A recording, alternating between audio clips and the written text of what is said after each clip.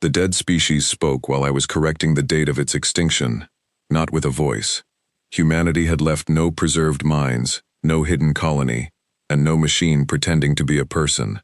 The sound came from stone moving beneath my hands. I stood at the center of the last human memorial, while delegates from 800 inhabited systems waited beyond the black glass doors. In 12 minutes, I was supposed to open a galaxy-wide ceremony, honoring the species that had died 6 centuries earlier. My task was to verify one final inscription on the central cenotaph. "Humans ended here," it said in translated relief. "Their sacrifice made the safe worlds possible." The date beneath it was wrong by 1 standard day. Archivists notice such things because the dead cannot complain when the living make them convenient. I removed the inscription plate to compare its mounting code with the original excavation record. There was no wall behind it. There was a door. My 4-fingered hand still rested in the empty date socket when ancient locks released. The cenotaph opened from top to bottom without dust or violence. Black stone divided into hundreds of narrow ribs. Light rose between them, not projected from a display but carried through physical strands embedded in the memorial floor. The strands extended beyond the hall. I felt them through the sensory pads in my feet. One line ran toward the station's water plant. Another entered the refugee docking ring. Thousands vanished into the foundations of the Pale Meridian, the neutral station built around the ruined human system. At the center of the opening stood a simple mechanical assembly made of steel, ceramic, and transparent carbon. No screen, no face, no message addressed to a chosen heir. It held 812 empty sockets. One of them matched the date plate in my hand. I inserted it. The memorial floor became a galaxy. Tiny physical lights emerged beneath the transparent stone. I recognized the blue spiral of Nareth Refuge, the shielded red world Casa, the 3 habitat chains at Old Tiri, and hundreds more. Every world represented at the ceremony appeared. Lines connected them through the same corridors our histories credited to the Founding Council. Then a second set of lines glowed beneath the first. They were older. Human manufacturing marks appeared in isotope traces, bolt ratios, and machine tool rhythms. Not words, evidence. The air processor on Nareth, the comet anchors that gave Casa water, the radiation shelters beneath Tiri, the safe corridors between them. Every line ended in a human construction hidden under later repairs. I forgot the delegates outside. I forgot the ceremony feed waiting for my signal. I leaned over the exposed mechanism and watched 6 centuries of accepted history come apart without making a sound. Chief Curator Dalen Vor entered through the service door. He was of my species, a tall Ithri whose silver facial fans had been cut into the rigid pattern of central office. 2 continuance guards followed him. "Elian," he said, "step away from the object." "Did you know this was here?" His delay answered. "Step away," he repeated. I removed my hand but kept the date plate inside its socket. The memorial is connected to present infrastructure. The safe worlds show human foundations. You are observing an unverified commemorative device. It is reading live pressure from the station water plant. A memorial can be connected to local systems for ceremony. It displayed a valve fault on Nareth before the public network reported it. Vor's facial fans folded flat. The hall is now under archival quarantine. You will transfer all observations to my office and make no statement to the delegates. The ceremony begins in 10 minutes. It will be delayed due to a mechanical concern. I looked at the physical galaxy beneath my feet. You have delayed this for longer than 10 minutes. The guards moved closer. My personal archive lens had been recording since I entered. Vor knew. He held out his hand. "Give me the lens." "Under what authority?" "Continuance preservation order. That order protects artifacts from alteration. My lens is an independent witness. This artifact may destabilize 800 systems." The artifact did not falsify their histories. Neither did we. Then why are armed guards asking for my record? Vor dismissed them with a gesture. They stopped but did not leave. "Elian, listen carefully. The safe worlds accept continuance maintenance because the Founding Council established legitimate custody. If people believe extinct humans designed the systems, every faction will claim inheritance. Corridors will close while courts fight. Water plants will be seized. Refugees will suffer first. So the truth is dangerous. At this scale, truth is infrastructure. It must be released with control. One of the empty sockets turned red. The light corresponded to Nereth Refuge. A mechanical counter moved beside it. Its pattern translated through my lens as declining atmospheric reserve. That is not commemorative, I said. Vor glanced down despite himself. Nereth's human foundation is failing. Nereth has continuance engineers. They do not know the foundation exists. More sockets turned red. The mechanism had not awakened to tell us who built the past. It had awakened because the future was running out of maintenance. Outside, the galaxy began applauding for a memorial ceremony that no longer existed. The sound faded when Vor sealed the hall. He contacted the ceremonial master and announced a pressure irregularity. Delegates were instructed to remain in the outer forum. The excuse was plausible because the pale meridian had been assembled from human ruins and newer alloy, and something was always leaking where centuries met.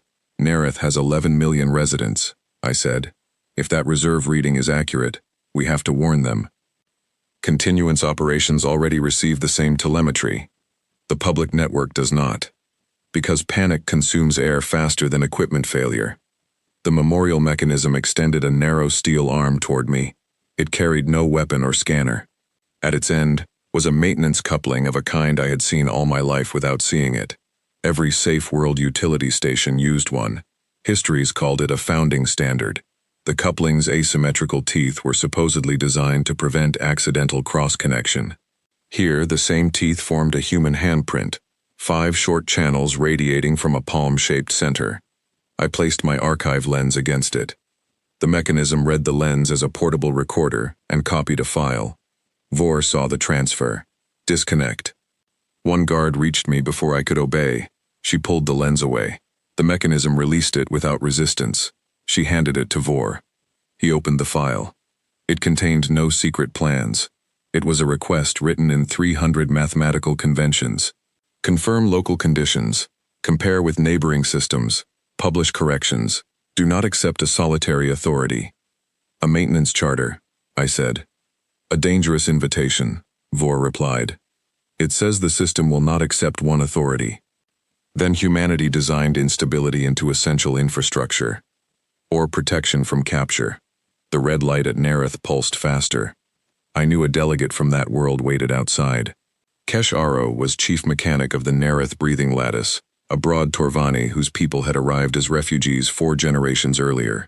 She had argued with my exhibit team for weeks because the memorial described the founding council as giving Nereth an atmosphere. No one gives air, she told me. Someone maintains it, and everyone breathes. Put the mechanics in your history. I had added one sentence. Now the foundation she maintained was calling to a mechanism she had never been allowed to see. Bring Kesh inside, I said. No. She knows the failing system. Continuance engineers know it. They know the licensed control layer. The red light comes from beneath it. Vor's fans lifted in irritation. Your expertise is archival provenance, not atmospheric engineering. That is why I asked for an engineer. The outer forum sent a priority query. Nereth's delegation had received a local alert from home. Pressure was dropping across Habitat Basin 4. The official ceremony channel muted their request automatically. Vor ordered the guard to disconnect the memorial from station power. She opened the floor junction and removed 3 feeds. The galaxy remained lit. Independent cell, the guard said. Find it. She removed a battery module beneath the cenotaph. Nothing dimmed. The physical strands carried tiny amounts of power from station systems throughout the pale meridian. The memorial did not have a central supply to cut. Vor looked at the hundreds of lines spreading through the floor. Seal the entire foundation level. The mechanism copied another request to my confiscated lens. This one contained pressure ratios from Nereth and asked for a piece of information I recognized, the salinity history of its southern water sea. Atmosphere and water were linked on any closed world.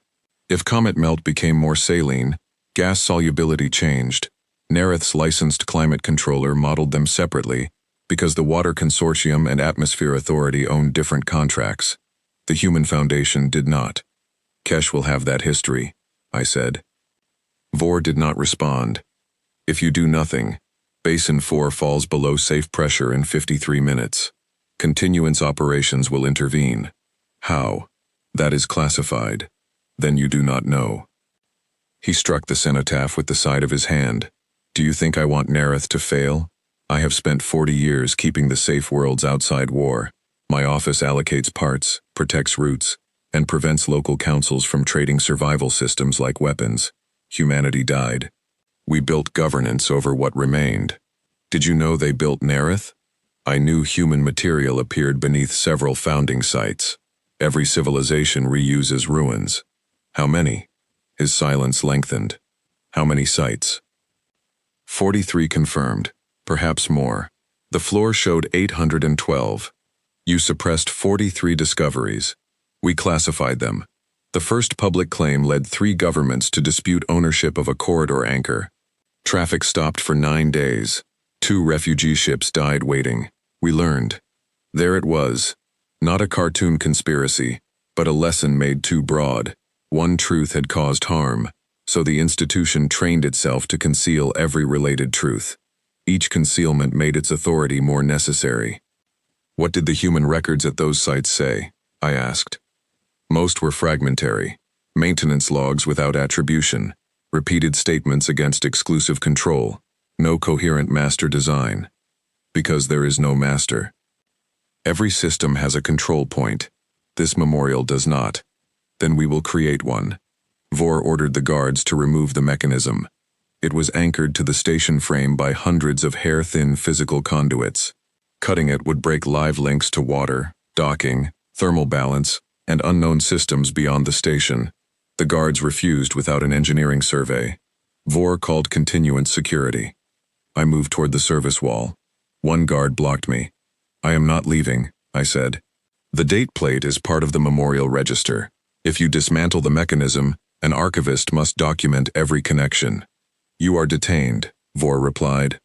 Under preservation law, detained archivists retain witness status unless charged with alteration. Charge me or let me work. He knew the law because he had taught it to me. You will document, he said. You will not transmit. I opened my field case and removed a calibration wafer. It was an ordinary strip used to verify the color of old pigments. It had no transmitter. It did have enough passive memory to hold the mechanism's request. I pressed it to the coupling while pretending to measure steel corrosion. The human device copied Nareth's question onto the wafer. Getting it outside required an ally. The younger guard, Pelin Sor, had studied in my archive seminar. She had once written an angry essay about the erasure of corridor laborers from official founding histories. Vor probably selected her because he expected loyalty to institutional procedure. He had forgotten that procedure could preserve truth as well as suppress it. Guard Sor, I said. This calibration wafer must be compared with the certified reader in the outer exhibit. Preservation chain requires a security escort. She understood too quickly and hid it well.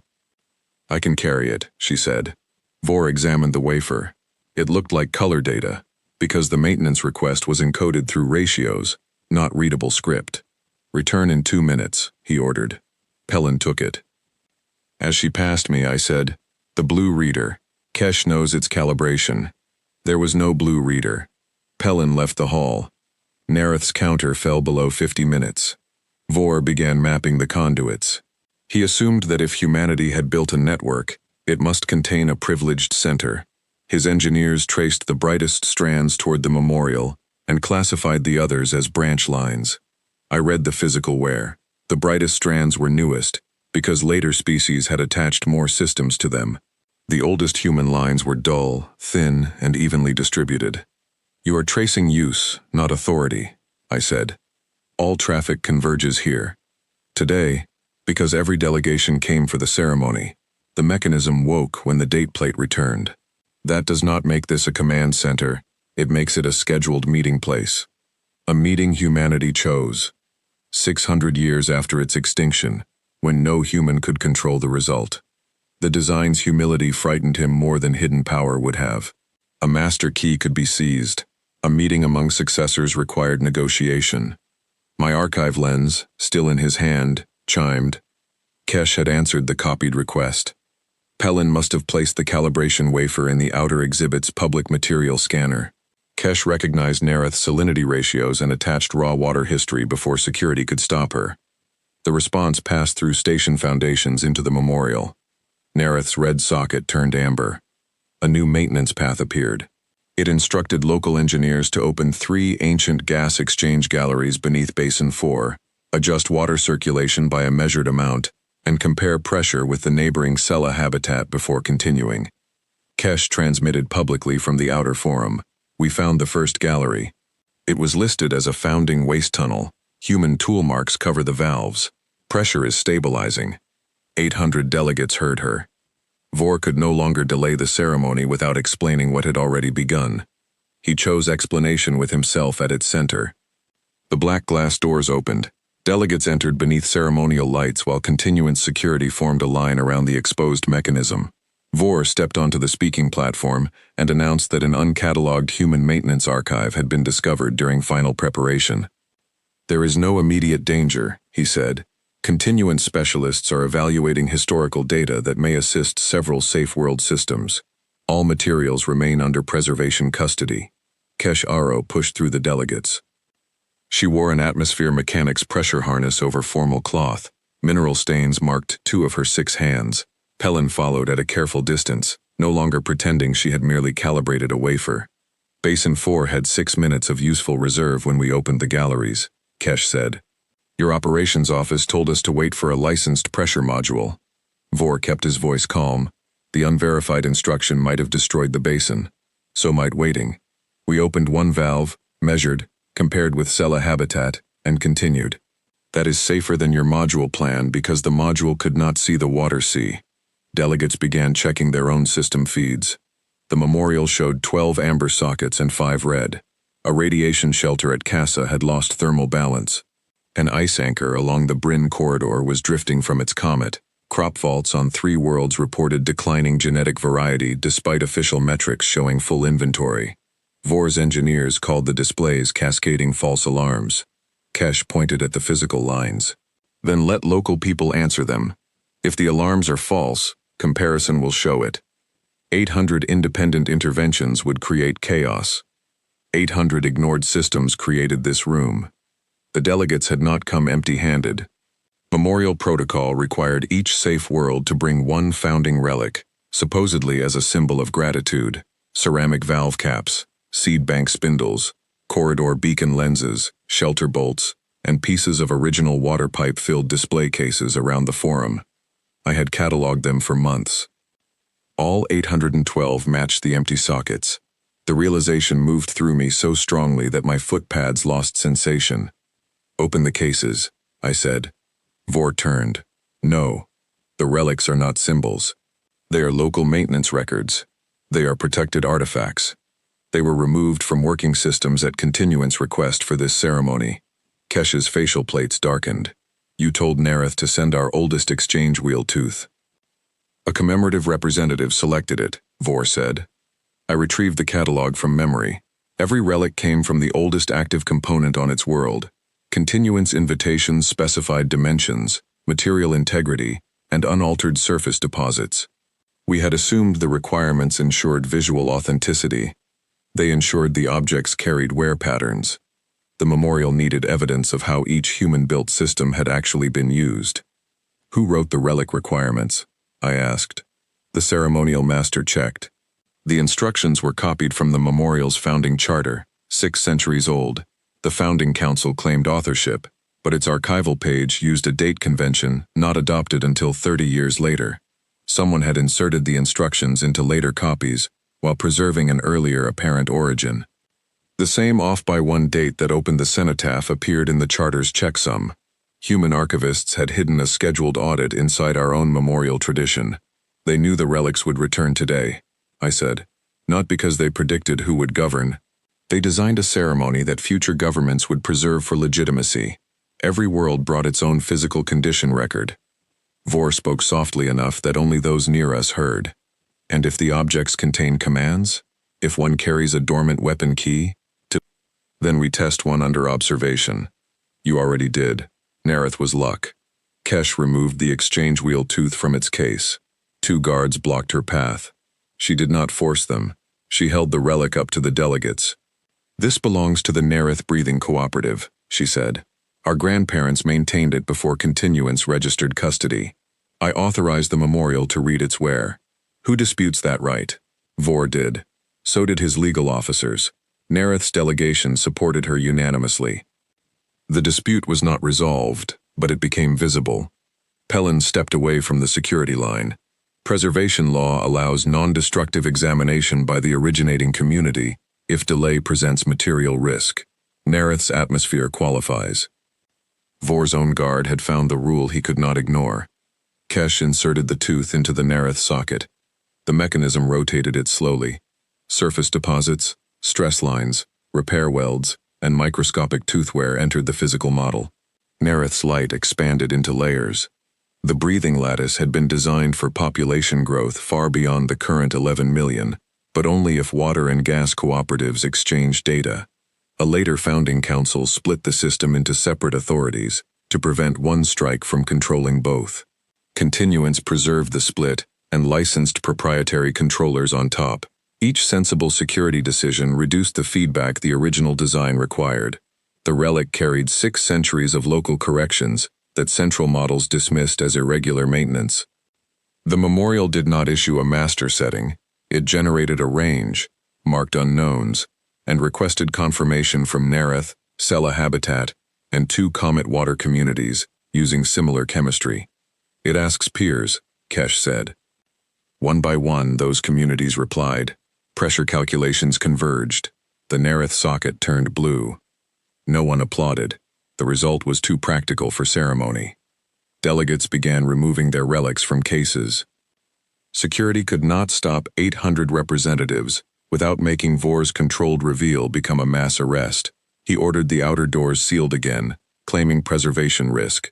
Pellin refused to relay the order. Other guards followed her after checking the same legal clause. The memorial hall filled with local history.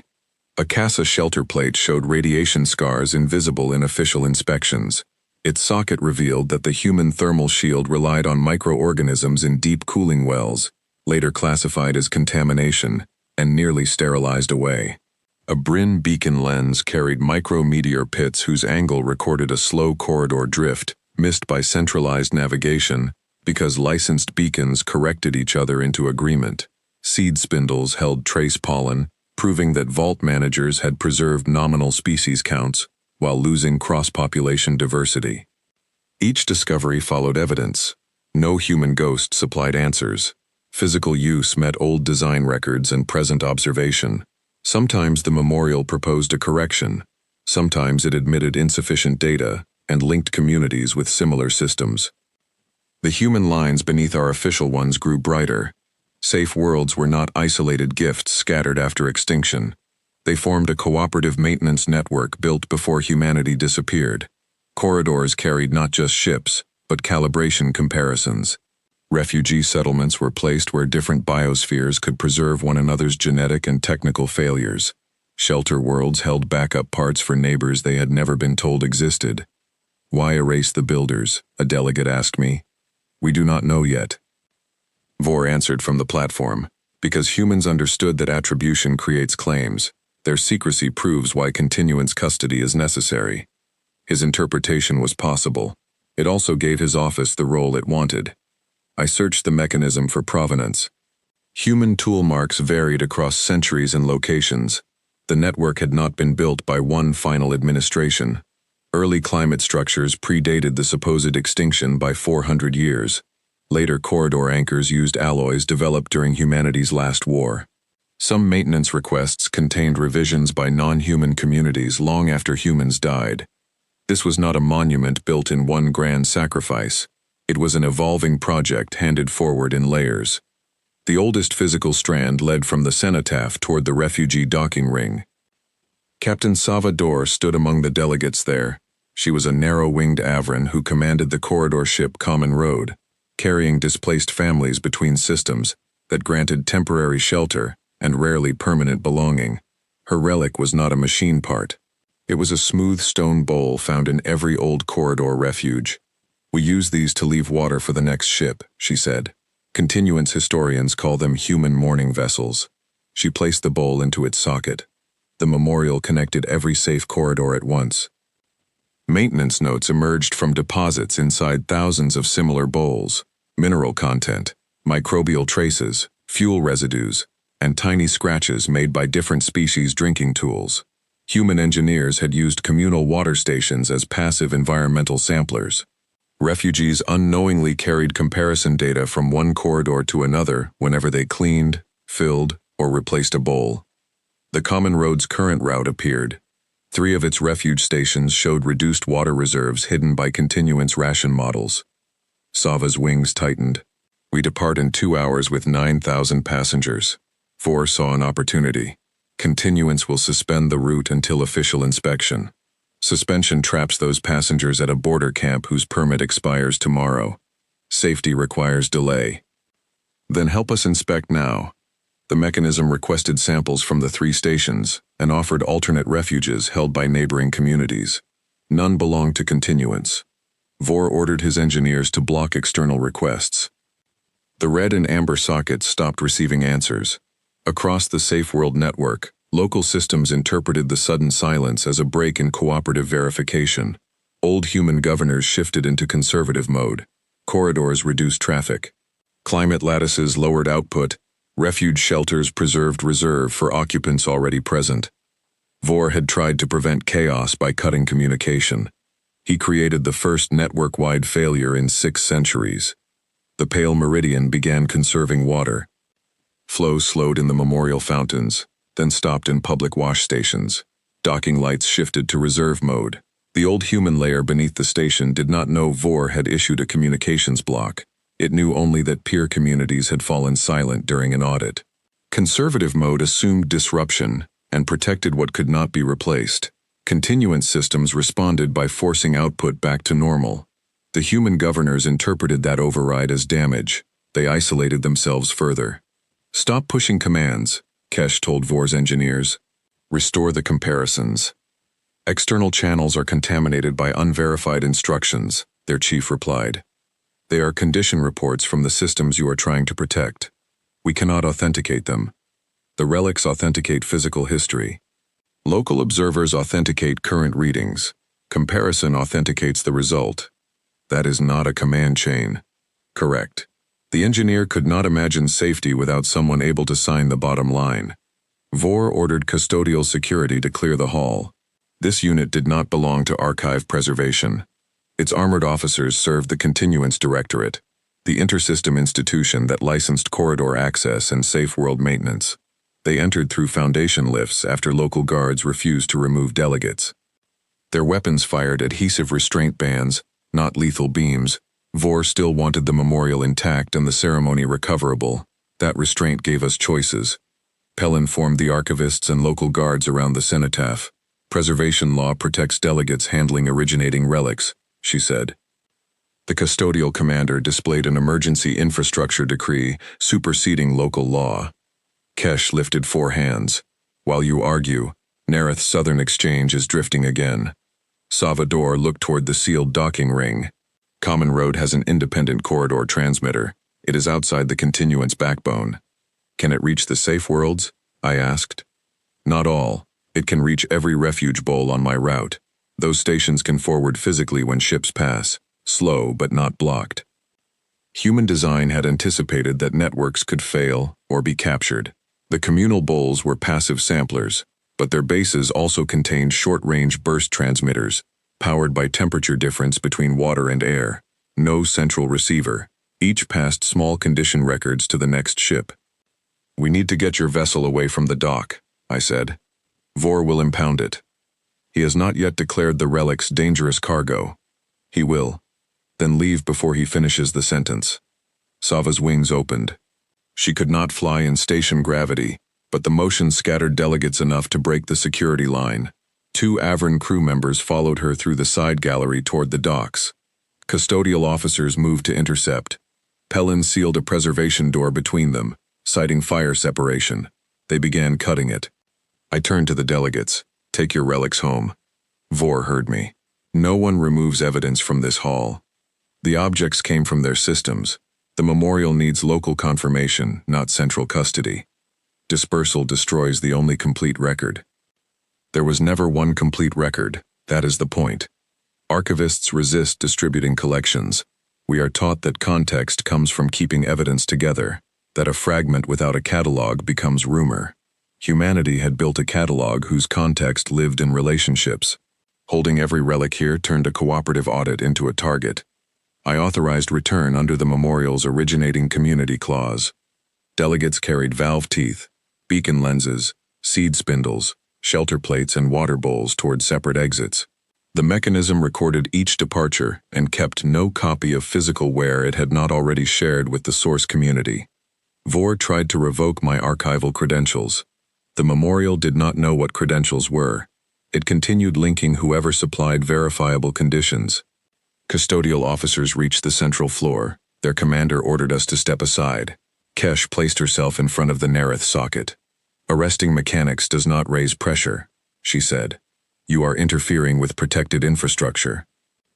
"I am protected infrastructure." The phrase moved through the hall. Refugee pilots, growers, shelter keepers, and water workers repeated it in their own languages. The commander fired a restraint band at Kesh. It wrapped 3 of her arms and pinned them to her harness. She remained standing. Other delegates began filming. Custodial policy prohibited force during a public memorial broadcast, but Vor had cut the official feed. Personal recordings still reached ships through local channels. Pellin stepped between the next weapon and Kesh. "You will have to charge us individually. Name the law each person violated." The commander ordered mass detention. That was when the outer station shook. The common road had undocked. Sava used emergency refugee clearance. A category continuance could suspend only after review.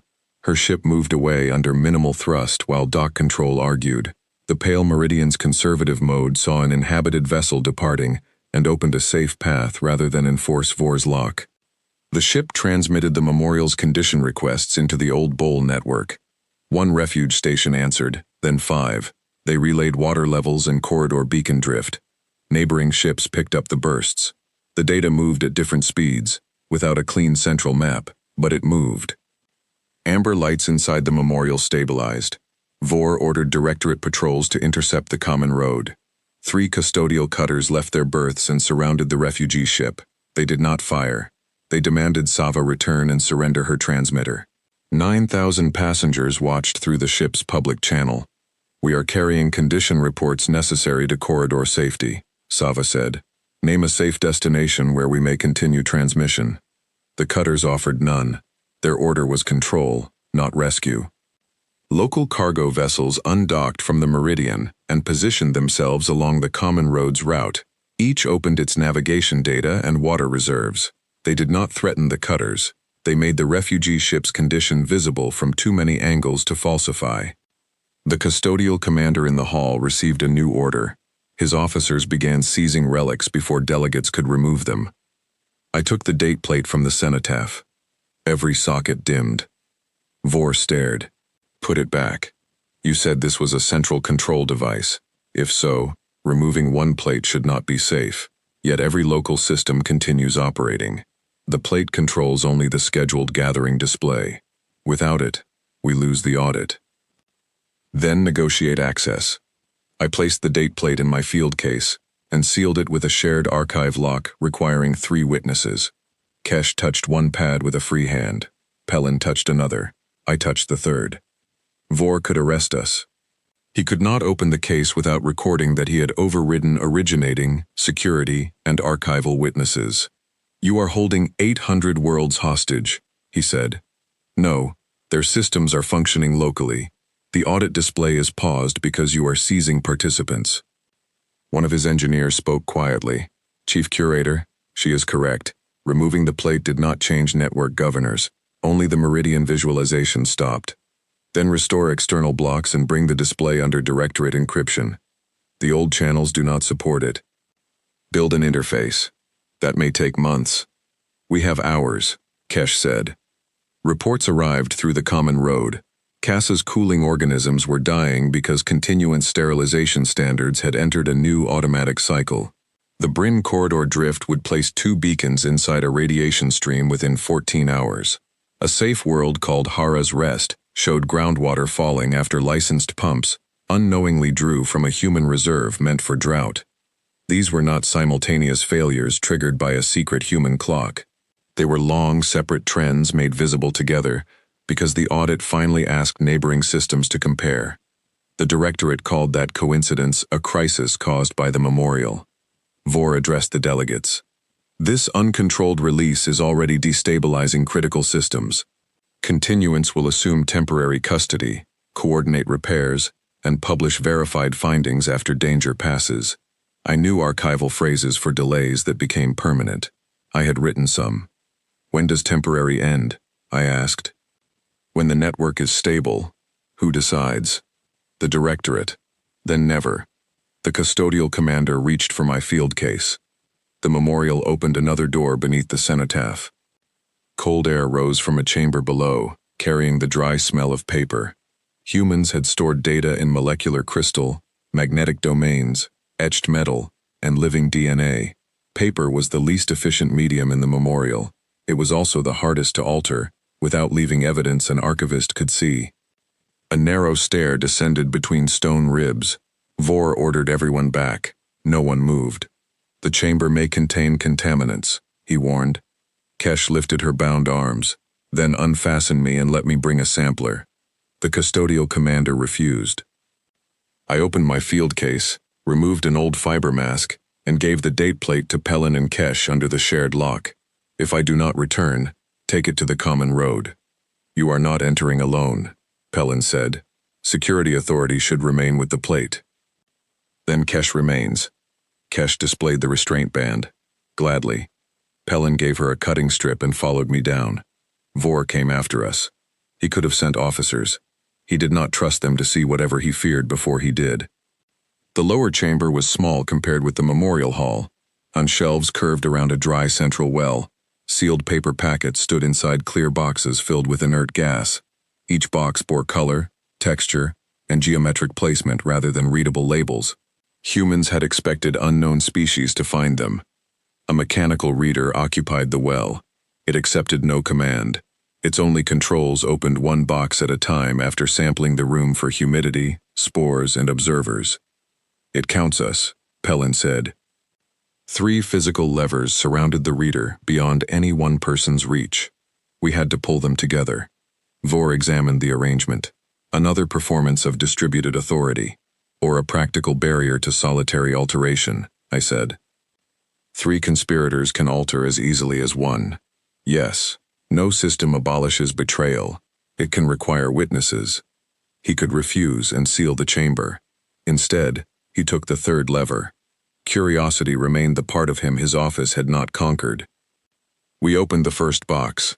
The papers inside were engineering work orders from a planet called Earth, dated centuries before human extinction. They described comet capture experiments, closed biosphere failures, and settlement habitats intended for humans. The designs matched Casa and Nerith in early form. Humans had not begun the safe worlds as a final gift. They began them because they needed places to live. Several projects failed. One atmosphere poisoned its first microbial field. A comet anchor broke and destroyed an unmanned habitat. The papers documented errors without turning them into noble sacrifice. Later packets showed human refugees settling worlds beside species displaced by the same wars. Design teams changed pressure ranges, food systems, gravity cycles, and public spaces. What began as human survival became shared infrastructure, because mixed communities maintained it better than separate ones. This does not prove they built all safe worlds, Vor said. No, it provides provenance for design families. The relics provide site evidence. Present systems provide operational matches. Together they support the claim. I refuse to let awe lower the standard. Humanity deserved the same scrutiny as any living institution. The 3rd box held minutes from negotiations near the end of the human period. Their worlds were collapsing under a self-replicating stellar weapon called the Ember Swarm. Humans had not created it, though later propaganda blamed them because their fleets carried the greatest concentrations while drawing it away from inhabited stars. They knew their biological population would not survive the final containment campaign. They also knew the Safe World Network could. Several human governments wanted to mark every structure with permanent attribution, so future species would remember who paid. Engineers objected. Refugee councils objected more strongly. One translated exchange read as a disagreement rather than a final declaration. If we place our name on the corridor, one side wrote, descendants will inherit gratitude and enemies will inherit resentment. Another answered that erasing the builders would permit theft. A refugee representative replied that a signed gift could still be treated as property. A system designed to require local care could not. They compromised. Technical provenance would remain hidden but recoverable. Legal title would transfer to resident communities through the founding council. No master registry would exist. A 6th century audit would gather physical wear, local practice, and present need at the memorial. By then, they believed no living person could claim direct human authority. They were wrong about one thing. Institutions learned to claim authority on behalf of the dead. Vor read the negotiation twice. The founding council accepted custody. Continuance descends lawfully from it. The transfer says resident communities hold title. The council coordinates comparison. Communities change. Governments fall. Continuance provides continuity. Continuity of support, not ownership. He pointed to a later clause. Emergency coordination may suspend local intervention when broader stability is threatened. Read the next line. He did. Suspension required public evidence, a defined duration, and review by affected corridor communities. Continuance practice kept the power and removed the limits. The papers did not make humanity innocent. One packet showed a human military council proposing access locks tied to allegiance. Engineers built them before refugee strikes forced removal. Another showed a safe world where human settlers received larger water allocations. Local non-human councils corrected the inequity after humans were gone. The network improved because successors changed it. That was the deeper gift. Not perfect machines. Systems built to admit repair by people their designers would never meet. Pellin found a packet corresponding to the memorial date. It contained a maintenance schedule based on material fatigue, not prophecy. 6 centuries marked the point when early comet anchors, atmosphere membranes, and genetic vaults would all enter higher-risk age ranges. The audit was timed before expected widespread failure. The red lights are not an activation, she said. They are problems the network expected by now. Expected ranges, I corrected. Some systems aged faster, some slower. That is why reliquware matters. The chamber shook as custodial engineers cut through the foundation access above. Vor closed the paper box. If these records leave unfiltered, worlds will demand ownership transfers immediately. Maintenance crews will be expelled as agents of theft. Corridor treaties will collapse. Then release the evidence with the operational context. There is no time to teach 800 societies archival caution. There was 600 years. Your office spent them teaching dependency. Anger opened his facial fans. Do not confuse your discovery with labor. While you cataloged bones, continuance crews repaired atmosphere towers under fire. We negotiated access across wars. We rationed parts when every local council believed its failure most urgent. Then put that in the record too. Humanity's role does not erase yours. It will. Stories prefer dead heroes and living villains. He was afraid not only of losing control, but of being rewritten as nothing. I understood. Archivists know how quickly new evidence turns yesterday's complexity into today's accusation. Help us tell the full story, I said. And surrender the directorate before the story is heard? Suspend the external block. Restore comparisons. Define a temporary process with local witnesses. You ask me to trust crowds during infrastructure failure. I ask you to trust evidence moving through more than one hand. The custodial commander reached the stair. Vor made his choice. Secure the chamber, he ordered. Detain Archivist Mar and guard Sor. Preserve all records under Directorate seal. Pellin stepped between me and the officers. She had one restraint cutter and no weapon. I pulled the 3 archive levers alone. They did not move. The boxes remained protected from a solitary attempt, even mine. Vor touched his lever. You see? Distributed control can also prevent action when action is needed. Yes, I said. That is why it requires persuasion. The third lever moved. Kesh had freed herself upstairs and reached down from the final stair, one long arm wrapped around the control. All boxes sealed into portable preservation shells and released from the shelves. The human archive divided itself into hundreds of packets. No officer could seize the evidence with one hand. The preservation shells rolled from their shelves onto separate tracks cut into the chamber floor. Some moved toward the stair. Others entered narrow conduits leading into station foundations. Each carried one packet, a humidity buffer, and a passive locator. Humanity had not trusted a final archive to remain in one room once discovered. Custodial officers caught 7. More vanished beneath their boots. Vor shouted for station engineering to seal foundation routes. The Pale Meridian's human layer interpreted the closures as fire barriers and redirected shells through water service, thermal crawlways, and refugee docking passages. It had no intelligence choosing sides. It followed preservation paths built into the same infrastructure. One shell stopped beside me. Its packet contained the founding transfer clause. I picked it up. An officer fired a restraint band. Pellin pushed me aside and took the band across her shoulders. It pinned her arms to her body but left her standing. Kesh caught the second band with 2 hands and wrapped it around the stair rail. "Go," she told me. "You cannot hold them." "I do not need to. The station needs the date plate back somewhere witnesses can reach it." She gave me the shared case. Pellin touched her security pad despite the restraint. Kesh added hers. My authorization released the handle but not the plate itself. It remained protected by all 3 records. I ran up the stair. The memorial hall had become a moving archive. Delegates carried preservation shells toward different exits. Custodial officers could not distinguish critical transfer records from engineering failures or personal correspondence without opening them, which required 3 witnesses. They began detaining everyone with a shell. The number of detainees exceeded their transport capacity within minutes. I moved toward the refugee docks, not because the common road was our only ally, but because its old bowl network could distribute small records outside continuance control. Vor followed me from the chamber. "Ilian, stop. Suspend the block. Give me the transfer packet. It belongs to the resident communities. It belongs in an archive. Those are not opposites." He caught my robe at the gallery entrance. Ithri do not possess much upper body strength, but his grip pressed my sensory mantle painfully against my spine. "If that clause reaches public channels without legal preparation," he said, "the Directorate's authority collapses before replacement exists. Then help build replacement now. In hours?"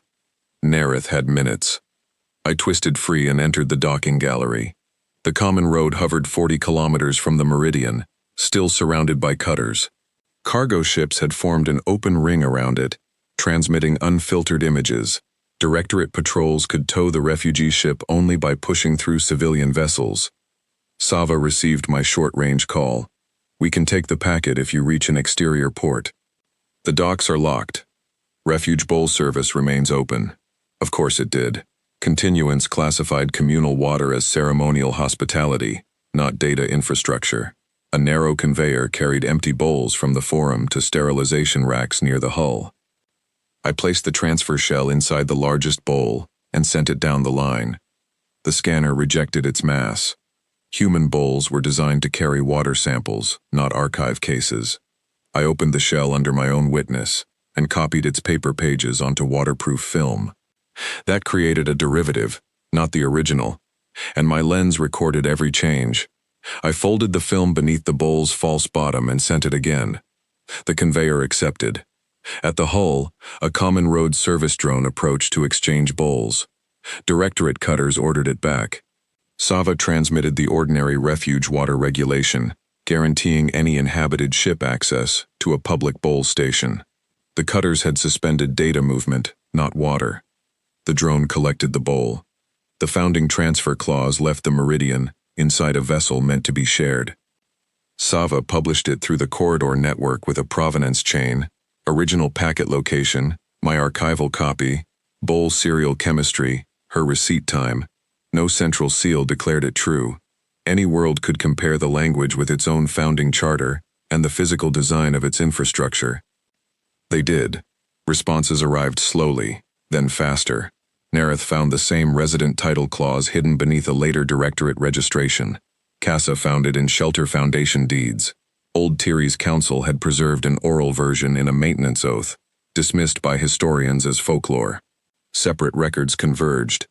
Vor's claim that the memorial fabricated ownership began to fail under independent comparison. The directorate escalated. First custodian Revik Thane appeared on every official channel from the capital system. He wore no archive robes, only the dark mantle of Intersystem Emergency Command.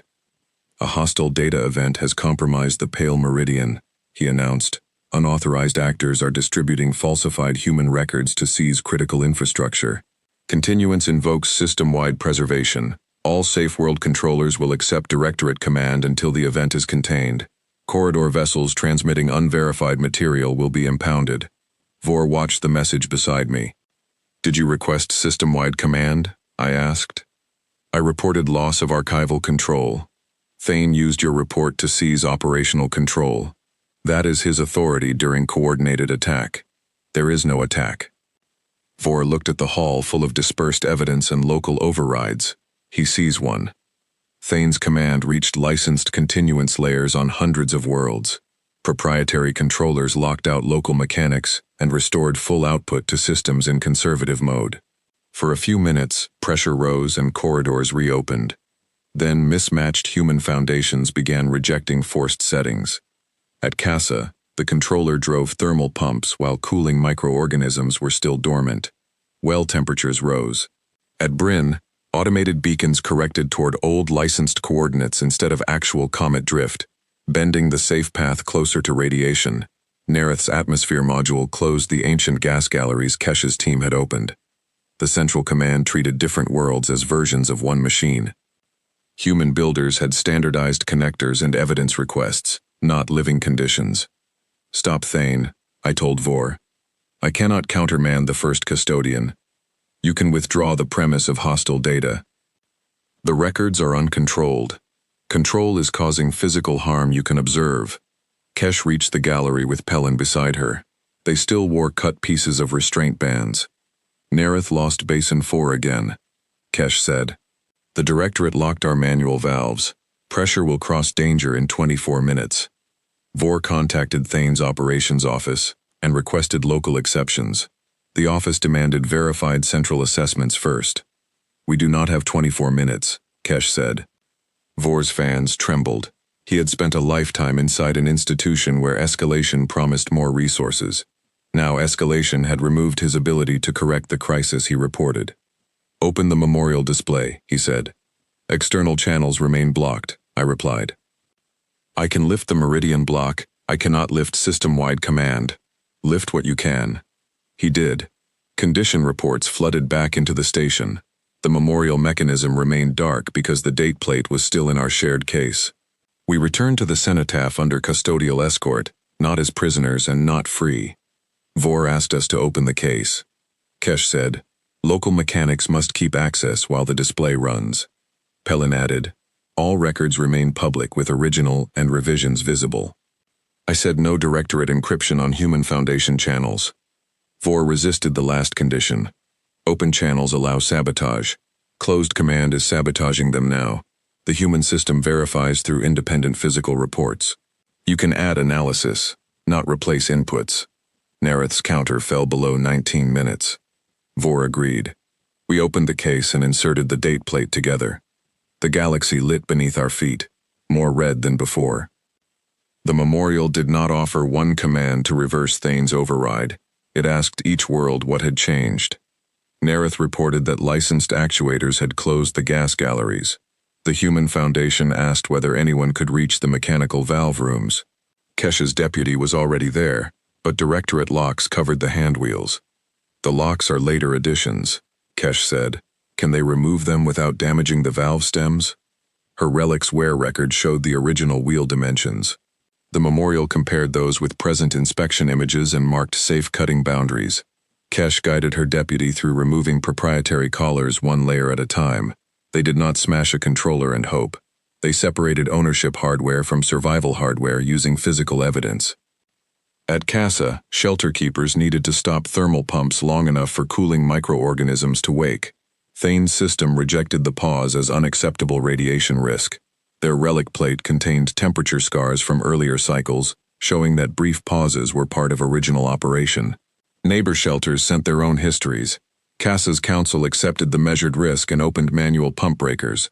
The Bryn corridor was harder. Its beacon coordinates affected ships already in transit. Local pilots could not simply choose new paths without creating collisions. Sava used the common road as a moving comparison point. Her ship's bowl transmitters gathered raw radiation, drift, and position from cargo vessels around the corridor. The memorial produced not a route but an uncertainty field.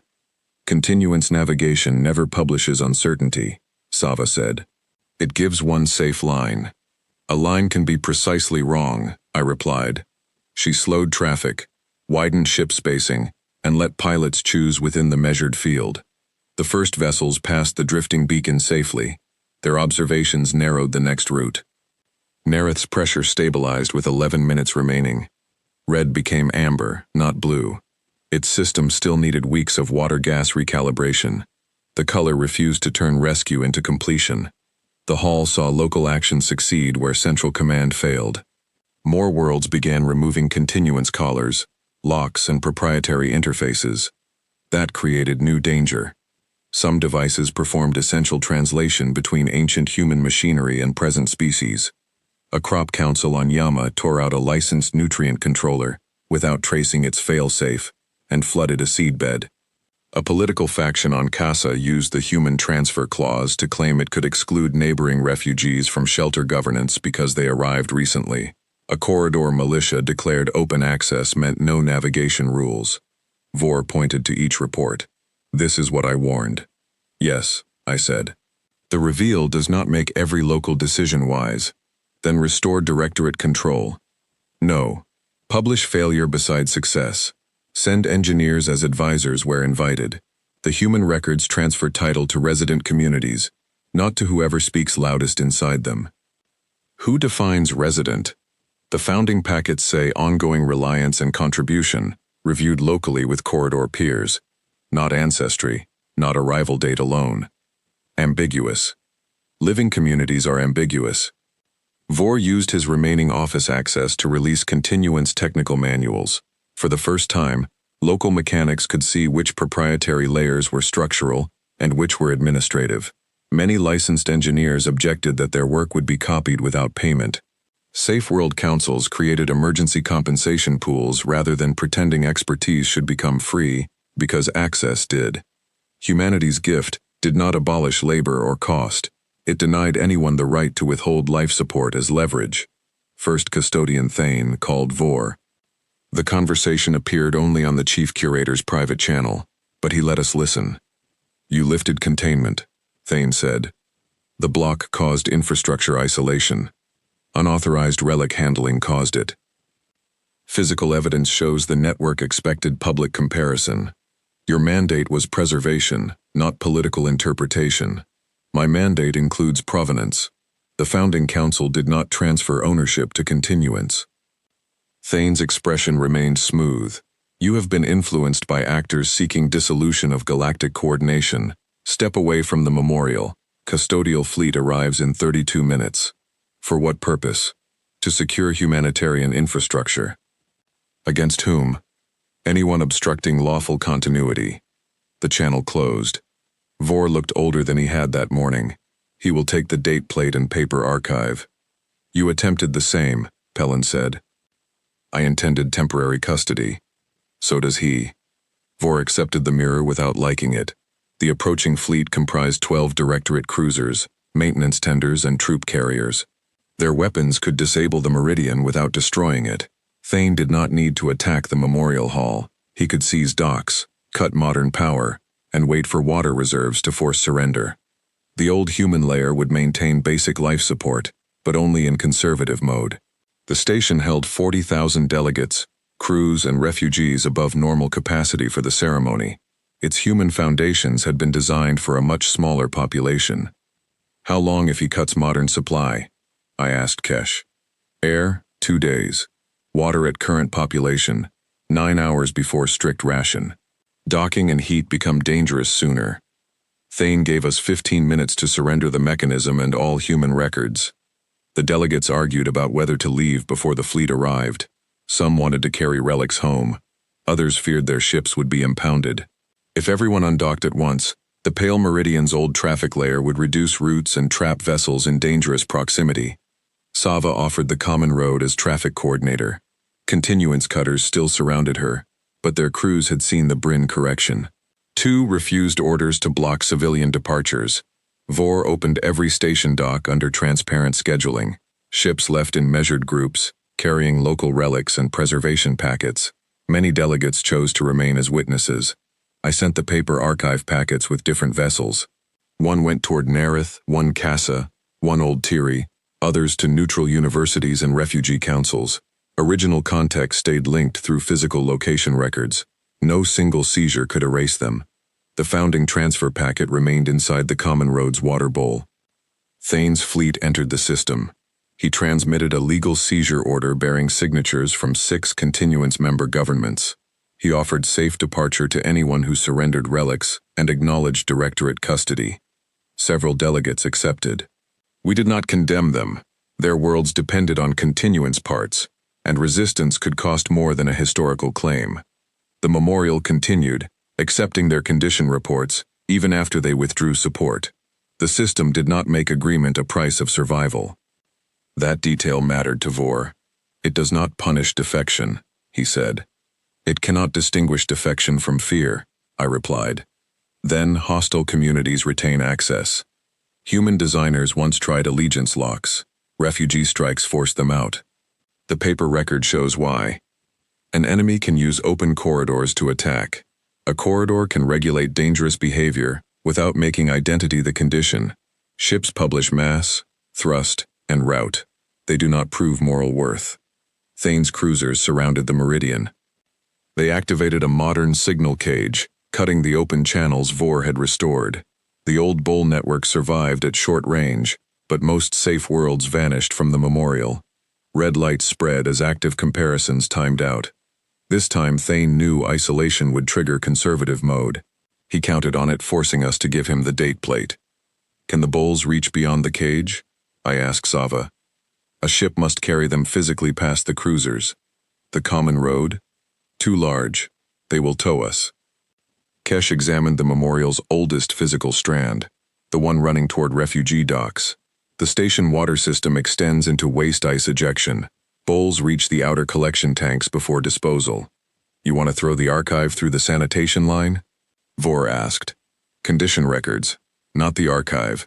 Load bowl transmitters into clean ice shells, eject as ordinary waste, and let cargo ships beyond the cage collect them. The fleet will see. They may see waste. They will not know which ice holds a bowl. We needed thousands of physical relays to carry the full audit traffic. The memorial forum contained 800 ceremonial bowls, one from each corridor community. Delegates began filling them with current records and carrying them to the water plant. Thane's boarding troops launched. The race for the network moved into the station pipes. The Pale Meridian's water plant could freeze 20 waste shells per minute. We needed to send 800 bowls and repeat each condition record enough times that losing one did not erase a world. Kesh changed the process. Do not freeze whole bowls, she said. Their transmitters detach. Put one base in each shell and keep the vessels for sampling. Corridor delegates twisted the bases from bowls their communities had preserved for centuries. None asked whether doing so damaged memorial artifacts. Function had always been the meaning of the objects. The bases entered clean water sleeves, froze into fist-sized cylinders, and traveled toward ejection. Every shell carried a small part of the condition exchange and a destination request. Cargo ships outside the cage published collection paths before communication closed. Boarding craft docked at 3 Meridian ports. Pellin deployed local guards around life support junctions, not the memorial. Let them enter public halls, she said. Do not create a battle over stone. Protect water, air, patients, and departing ships. Vor added his archive security codes. Doors opened toward empty galleries and closed around Foundation access. Custodial troops advanced without resistance in places that did not matter. The station used no traps capable of harming them. It simply required inspection at every pressure boundary. The same delays all visitors faced. Thane accused us of weaponizing life support controls. Your troops retain air and exit paths, Pellin replied publicly. Name one unsafe door. He could not. His advance was slow because preservation takes time when people are unwilling to destroy what they claim to protect. I carried transmitter bases from the memorial to the water plant with Sava's younger crewmate, Oren Dor. He had folded his wings under a utility harness and moved awkwardly in the narrow passage. Common road passengers are asking whether to surrender, he said. What does Sava tell them? That the choice belongs to them, and the ship cannot guarantee safety either way. They dislike the answer. Honest uncertainty rarely comforts. They elected to remain, not for humanity. Most do not care who built a pump. They care that Thane can close the next refuge. The distinction kept the event from becoming worship. Dead humans had revealed a structure. Living people decided what free access meant now. At the water plant, ice shells filled a transparent chute. Station workers checked for biological contamination and marked each with passive heat dye. No labels, no readable data. The transmitter bases held short bursts any bowl network could compare. The first shells entered the waste launcher. Thane's signal cage detected unauthorized emission and closed the exterior hatch. Pressure rose in the chute. More shells arrived behind the first. If we stopped freezing, audit data stayed trapped.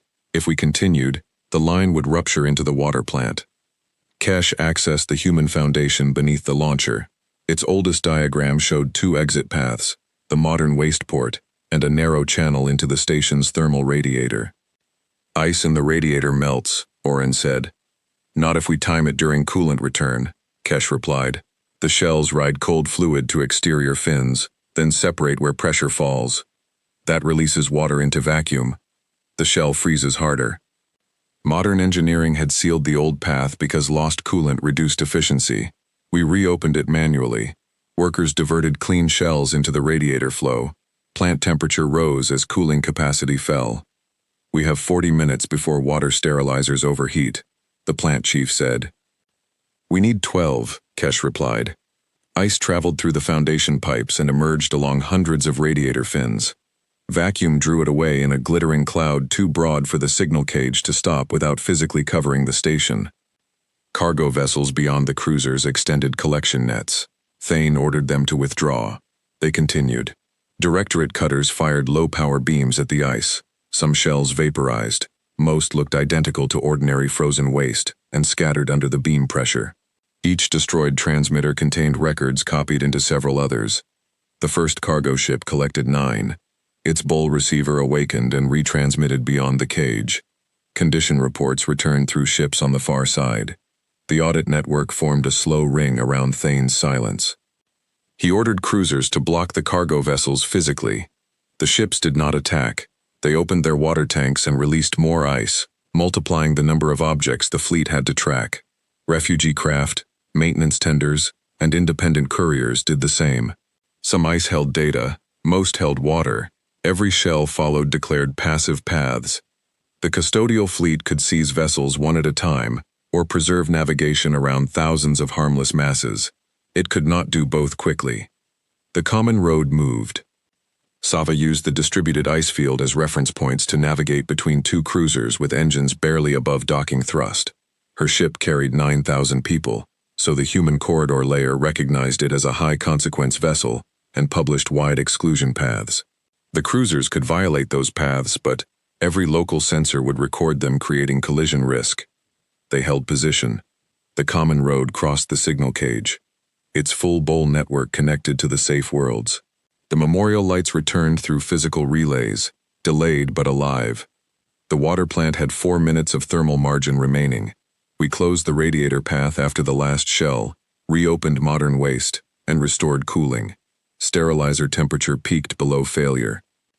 Custodial troops reached the plant door as workers finished. Their commander ordered us to surrender transmitter bases. We held only empty bowl stems and melting ice. "Where is the data?" she asked. Kesh pointed beyond the hull. "Everywhere you did not catch it. The troops detained us. They did so carefully, with separate restraints suited to Ithri, Torvani, and Avran bodies. Continuance had excellent procedures. That excellence made its central failure harder to dismiss. The people seizing open maintenance evidence were not ignorant brutes. They were skilled officers following a lawful structure built around the assumption that someone must own access. We were escorted to the memorial hall. Thane had arrived in person. He stood before the cenotaph while Directorate engineers built an interface around it. They had not removed the date plate because Vor refused to release the shared archive lock. Instead, they surrounded the human mechanism with modern translators and signal gates. You distributed protected data during an infrastructure emergency, Thane told me. We restored the comparisons your cage blocked. You exposed safe world vulnerabilities to hostile actors. We exposed them to the communities living with the risk. Also to every fleet listening, Kassa's cooling wells, Nareth's valve galleries, Bryn's actual corridor drift, those are targeting data. He was right. Openness carried danger. A raider could poison Kassa's wells or attack Nareth's galleries. Then help those communities protect physical access, I said. Do not hide the maintenance they need. Protection requires controlled distribution. Controlled by whom? An institution capable of seeing system-wide consequences. Your institution forced one setting across incompatible worlds and nearly broke them. Because local actors interfered before synchronization completed. The defense was impossible to disprove inside his own model. Any failure of control became evidence that control had not been complete enough. Vor stepped beside him. First custodian. The founding records restrict emergency coordination, public evidence, defined duration, affected community review. Your seizure order meets none. Those records are unverified human drafts. They match local charters across independent systems. You have mistaken archival correlation for law, and you have mistaken inherited practice for ownership. Thane removed Vor from office on the spot. The Directorate interface activated. It translated hundreds of local condition reports into one consolidated stability score. Differences became noise. Unknowns became conservative risk values. The score showed the network approaching failure. Thane announced that only central emergency control could save it. The memorial mechanism rejected the score. Not because it recognized political abuse. It rejected a summary with no traceback to physical observations. The human designers had learned that a single number could conceal which community paid for stability. Thane ordered engineers to create a synthetic provenance chain. They began feeding the memorial copies of local reports stamped as Directorate verified. The mechanism compared them with bowl transmissions and found contradictions. Every socket turned amber. The audit could no longer tell which reports were observations and which were replacements. Thane interpreted amber as partial acceptance. His engineers increased the interface rate. Local measurements entered one side, passed through Directorate correction models, and emerged stamped with central time, standardized units, and verified confidence. The transformations were documented inside continuance systems, but not transmitted to the memorial. To the human mechanism, different worlds suddenly began speaking with one voice. That uniformity looked like forgery because it was. Safe world governors shifted toward conservative mode again. They did not shut down. They reduced any operation dependent on uncertain external conditions. Corridor anchors widened exclusion zones. Water exchanges withheld reserves. Genetic vaults paused seed release. Systems meant to survive silence began withdrawing from one another. Your interface is causing isolation, Kesh said from restraint. Thane pointed to his stability score. Isolation began before central verification. Your score measures licensed output. It does not measure the human foundation. Then the foundation is defective. He ordered engineers to bypass it where possible. On Hara's rest, proprietary pumps drew directly from the drought reserve after old governors closed exchange. Groundwater rose for the public city and fell beneath refugee farms. The central score improved. Residents at the farms saw wells turn to mud. On Kassa, licensed thermal pumps held shelter temperature by dumping heat into microorganism wells. The score improved. The organisms began dying faster. The number was not false. It described the part Thane had chosen to see. I asked permission to examine his input logs. You are detained for data interference, he said. Then let your own archivists examine them. The memorial rejects your provenance. Find why. He assigned a directorate analyst named Mev Ordan. Mev expected to prove that Bull reports carried hostile alterations. I asked her to place one local report beside its centrally verified copy. The values matched. No falsification, she said. Compare time. Standard conversion. The original Nareth reading was taken during a pump pulse. Its local clock drift is part of uncertainty. Your copy assigns a precise central time after conversion. That improves comparison. Only if the conversion is traceable. The memorial receives the precision without the drift model. It sees a claim of certainty, no instrument made. We compared CASA. Its microbial temperature sensor responded slowly, but the central copy treated the reading as immediate. Brin's radiation measurements came from ships at different distances, then appeared as one coordinate value. Each correction might be useful. Erasing the path made it indistinguishable from invention. Mev transmitted full transformation histories to one socket. It turned blue. The human system accepts directorate analysis, I said. It rejects replacing observations with conclusions. Thane watched the result. Publishing every transformation exposes proprietary models. Then communities cannot verify how their conditions became your score. Those models cost centuries of work. Open release destroys the maintenance economy. We can compensate work without making life depend on hidden reasoning. Who pays? The systems that use it, through terms that do not permit denial of emergency access. You invent law while machines fail. Humanity did too. Their first laws were flawed. Successors revised them. We can begin with the evidence in front of us. Mev requested permission to send transformation histories for all reports. Thane denied it. She did not disobey. She recorded the denial beside the amber audit state. That record reached the common road through a Bull relay one of the local guards still carried. Sava published it. Continuance engineers across the safe worlds began opening their own transformation logs. Some feared losing contracts. Others had watched central settings harm systems they maintained. They formed temporary review groups with local mechanics and transmitted both raw observations and analysis paths. Blue sockets returned in scattered patterns. Thane could not stop every employee without disabling his institution. He ordered the fleet to seize the common road. 2 cruisers accelerated toward Sava's ship outside the signal cage. The refugee vessel could not outrun them. Cargo ships moved into its path again, but Thane authorized physical towing. If they attach, Sava told us, we lose relay movement. Can you transfer Bulls to smaller ships? I asked. Yes, passengers too, if they consent. 9,000 people divided themselves among 37 cargo vessels, maintenance craft, and private couriers. Families chose whether to move or remain. No captain concealed that smaller ships carried greater travel risk.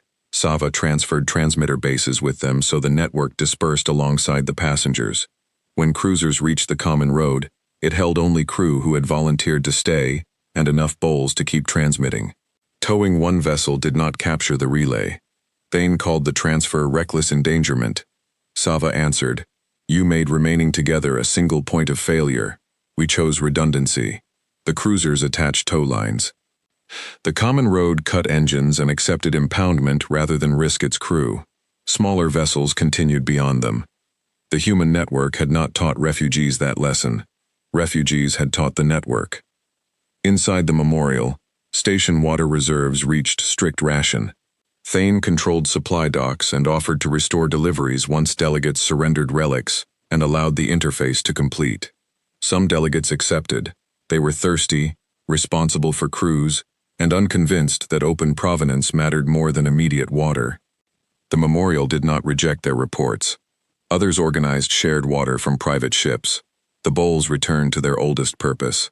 A cup left for the next person became a unit of rationing without identity checks. Vor joined the distribution line after his office access was revoked. You could ask Thane to restore you, I said. He offered. I would have to sign the hostile data finding. Would you have signed yesterday? Yes. He handed a bowl to a refugee delegate. Yesterday I believed control remained reversible. The station shook again. This time the force came from the old foundations. The directorate interface had driven so much standardized traffic into the memorial that its mechanical comparators overheated. Transparent carbon gears expanded against their housings. Physical strands along the floor turned white. The cenotaph began locking sockets to prevent damage. If the memorial shut, local systems would continue. But the 6th century audit would lose its only present gathering point, while hundreds of high-risk trends remained unresolved. Kesh demanded her restraints removed. Thane refused. Mev Ordan looked at the heat graph and cut Kesh free herself. "I am preserving infrastructure," she said, before security could arrest her. Kesh opened the mechanism's cooling panel. It contained no powered fan. Human designers used station water flowing through narrow channels. Strict ration had reduced pressure. Thane's seizure of supply docks and his interface overload met in one failing machine. "We need water," Kesh said. Thane offered to restore the dock line if we gave him the date plate. "The plate does not control cooling," I said. "It controls the audit. Remove it, and traffic stops. So does comparison. Better silence than destruction." He was not entirely wrong. Continuing could ruin the memorial. We needed to reduce traffic without returning to central summaries. The human packets described graceful degradation. Communities should prioritize life-threatening conditions, defer long-term optimization, and preserve raw records for later review. No authority chose priority alone. Affected systems published consequence and time. We asked every world to classify its own request by reversible delay. Some exaggerated urgency. Peers challenged them with physical readings. Others deferred willingly when they saw neighbors closer to failure. The audit rate fell by half, then 2/3. Heat continued rising because cooling water remained too low. Pellin used preservation law to requisition ceremonial fountain reserves. The fountains were already dry. Sava's dispersed passenger ships offered their water, but Thane's fleet blocked docking. The only liquid source inside the hall was the 800 bowls delegates had filled for rationing. Each held little. Together they held enough to flood the cooling channels once. No command could take them. The water belonged to people holding it. One by one they poured their rations into the cenotaph. Vor poured his first. The memorial cooled. For 7 minutes. The bowls emptied into a closed loop, but the mechanism's heat entered station water and returned warmer each cycle. Without fresh supply, comparators would cross danger again. The audit prioritized its own failure as reversible. It began closing sockets to preserve community reports before protecting its display. Humanity had not programmed the memorial to treat itself as sacred. I examined the date plate while Kesh searched for another cooling path. The supposed extinction date was offset by 1 standard day because it was not an extinction date. Its mounting grooves encoded an orbital interval, measured from the pale meridian's original position. Our translators forced that interval into a calendar form centuries later. "The plate tracks something moving," I said. Vor opened early system charts. Human soul was mostly empty now, its inner worlds consumed during the Ember Swarm containment. Beyond the meridian lay a cloud of dark comets catalogued as construction debris. One had an orbit matching the plate's interval exactly. It passed closest today. Kesh read the reliquware in its socket. The plate is a sample from an anchor tooth, the same alloy as Bryn's comet system. The memorial ceremony had been timed not only to 6th century material risk, but to the return of an ice reserve large enough to service the station and replenish corridor ships after the gathering. Humans had prepared water for delegates they could never meet. The comet was not drifting naturally. Ancient anchor fields guided it along a slow, stable loop. Continuance surveys classified the fields as navigation hazards and left them dormant. "Can we bring it close?" I asked. Kesh shook her head. "Not the whole body. Its mass would threaten the station. The anchor can shear surface ice into controlled packets if we wake it." "Where is the controller?" "There is no single controller. Bryn beacon lenses hold trajectory comparisons. Nareth exchange teeth measure gas load. Corridor bowls report water chemistry. The memorial date plate provides current orbital phase." The audit had gathered everything required. Humanity did not trust a central authority with the ability to throw comets. It distributed the calculation across communities that understood different consequences. "We can request an ice delivery," Kesh said. "Bryn pilots calculate path, station mechanics confirm mass tolerance, water communities verify chemistry, local ships observe." Thane heard, "You will not activate an unknown mass driver near the meridian." It is an anchor, not a driver, Kesh replied. A distinction of intent, not capability. Again, he had a valid fear. Misused field anchors could weaponize ice. Then observe every calculation, I said. Place Directorate engineers on the review. Publish abort conditions. No, the comet remains stable if untouched. The station does not. Surrender the memorial, and I restore supply docks. You have water available and are withholding it for custody, Vor said. That violates the emergency limits even under continuance law. Thane ordered him detained. Local guards stood between Vor and custodial troops. Pellin had no heavy weapons. Her authority existed only so long as officers considered law meaningful. Thane suspended Meridian law. Pellin transmitted the suspension to every ship before the signal cage caught it. He has removed the review process he claims to protect, she said. Safe world governments began withdrawing recognition of the seizure order. Not all. 6 founding states remained behind Thane, fearing open infrastructure would dissolve corridor treaties. Their cruisers reinforced his fleet. The comet approached its narrow service window. We had 18 minutes to activate the anchor. After that, safe ice paths would require far more energy and pass too close to Directorate ships. Kesh sent the request through the Bull network. Bryn pilots answered with raw trajectory. Nereth provided atmospheric load limits.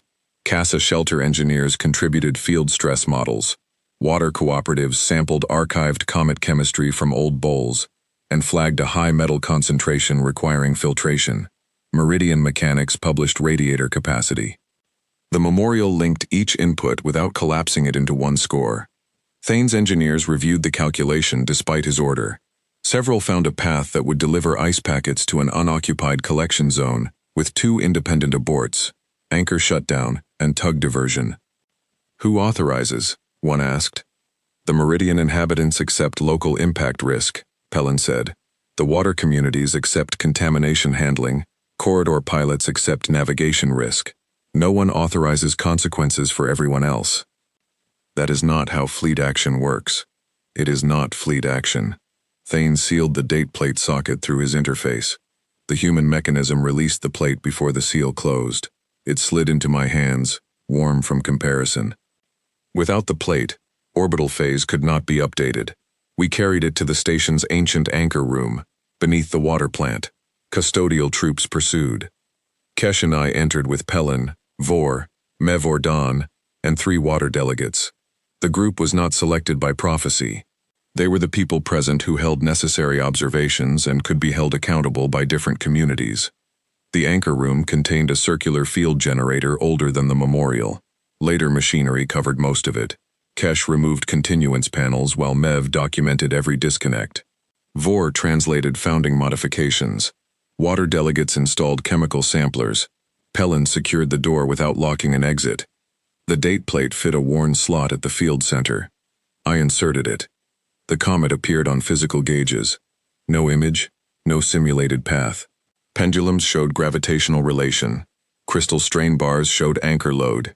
We entered trajectory through mechanical settings verified against 3 independent calculations. Custodial troops reached the door. Pellin opened a speaker. This room remains pressure safe. We are conducting a documented water recovery under resident emergency authority. You may enter without weapons and assign 2 observers. Their commander demanded surrender. You can watch or force the door and risk changing field settings, she replied. Choose. 2 unarmed custodial engineers entered. They checked our path and found no concealed target. The commander still ordered activation prevented.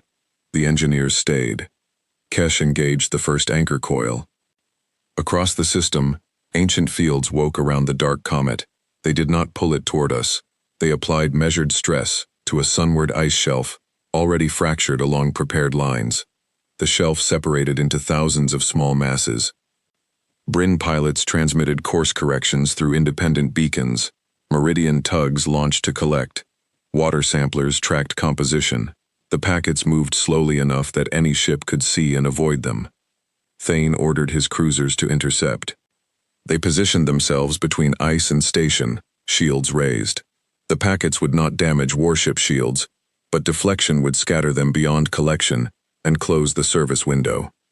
He is using fleet hulls to block water, Vor said. He will call it impact defense, Pellin replied. The common road remained under tow, but its dispersed passenger craft approached the collection zone from beyond the cage. They carried empty tanks and bowl receivers.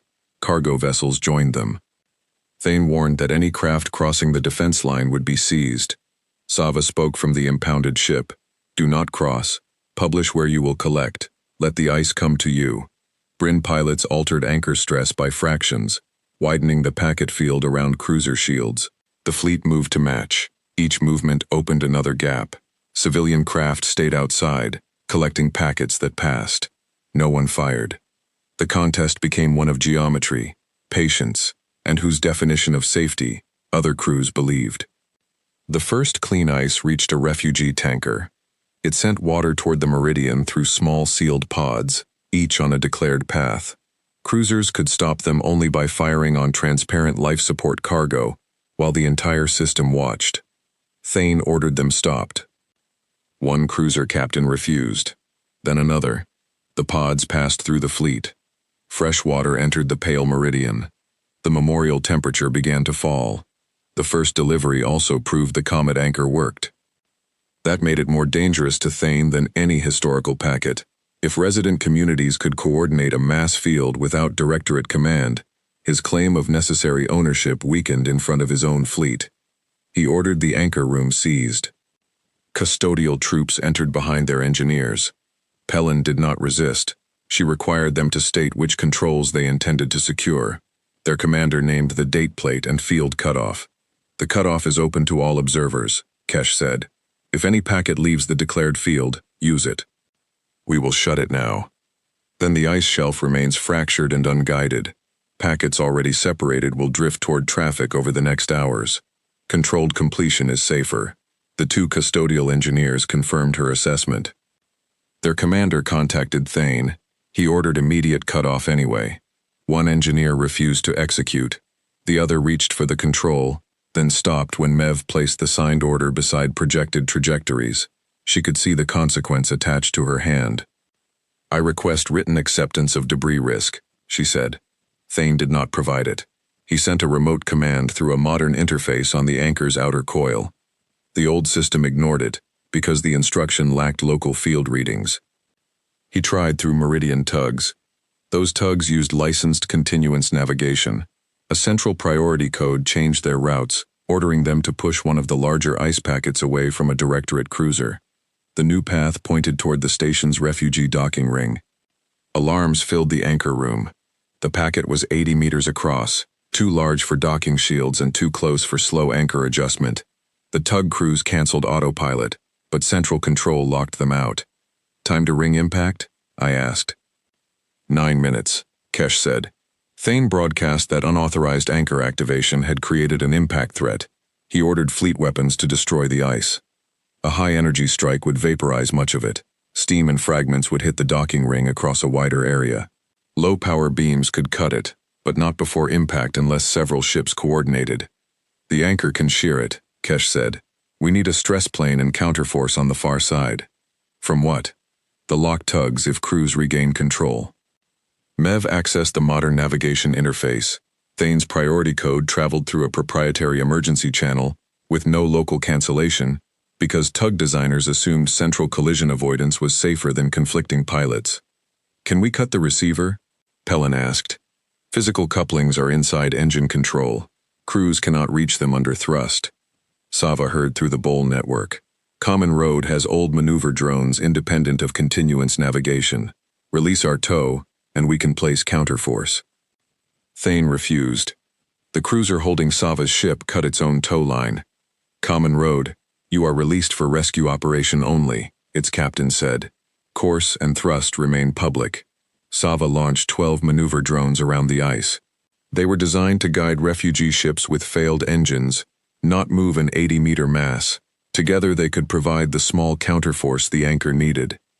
Kesh entered a shear plane based on cracks visible from local cargo sensors. Directorate targeting offered a cleaner geometric split, but its image assumed uniform ice. Water samplers showed metal-rich bands along one side. Use the dirty seam, a water delegate said. It is weaker. It produces uneven pieces, Mev replied. Uneven pieces we can predict from chemistry. The delegate supplied density ranges. Kesh adjusted the field. Bryn pilots checked resulting paths. Refugee craft cleared them. CASA shield engineers offered a low-power barrier to catch smaller fragments. Every correction remained visible with its uncertainty. Thane ordered weapons fire before our review completed. 3 cruisers charged beams. Their captains requested confirmation that no safer path existed.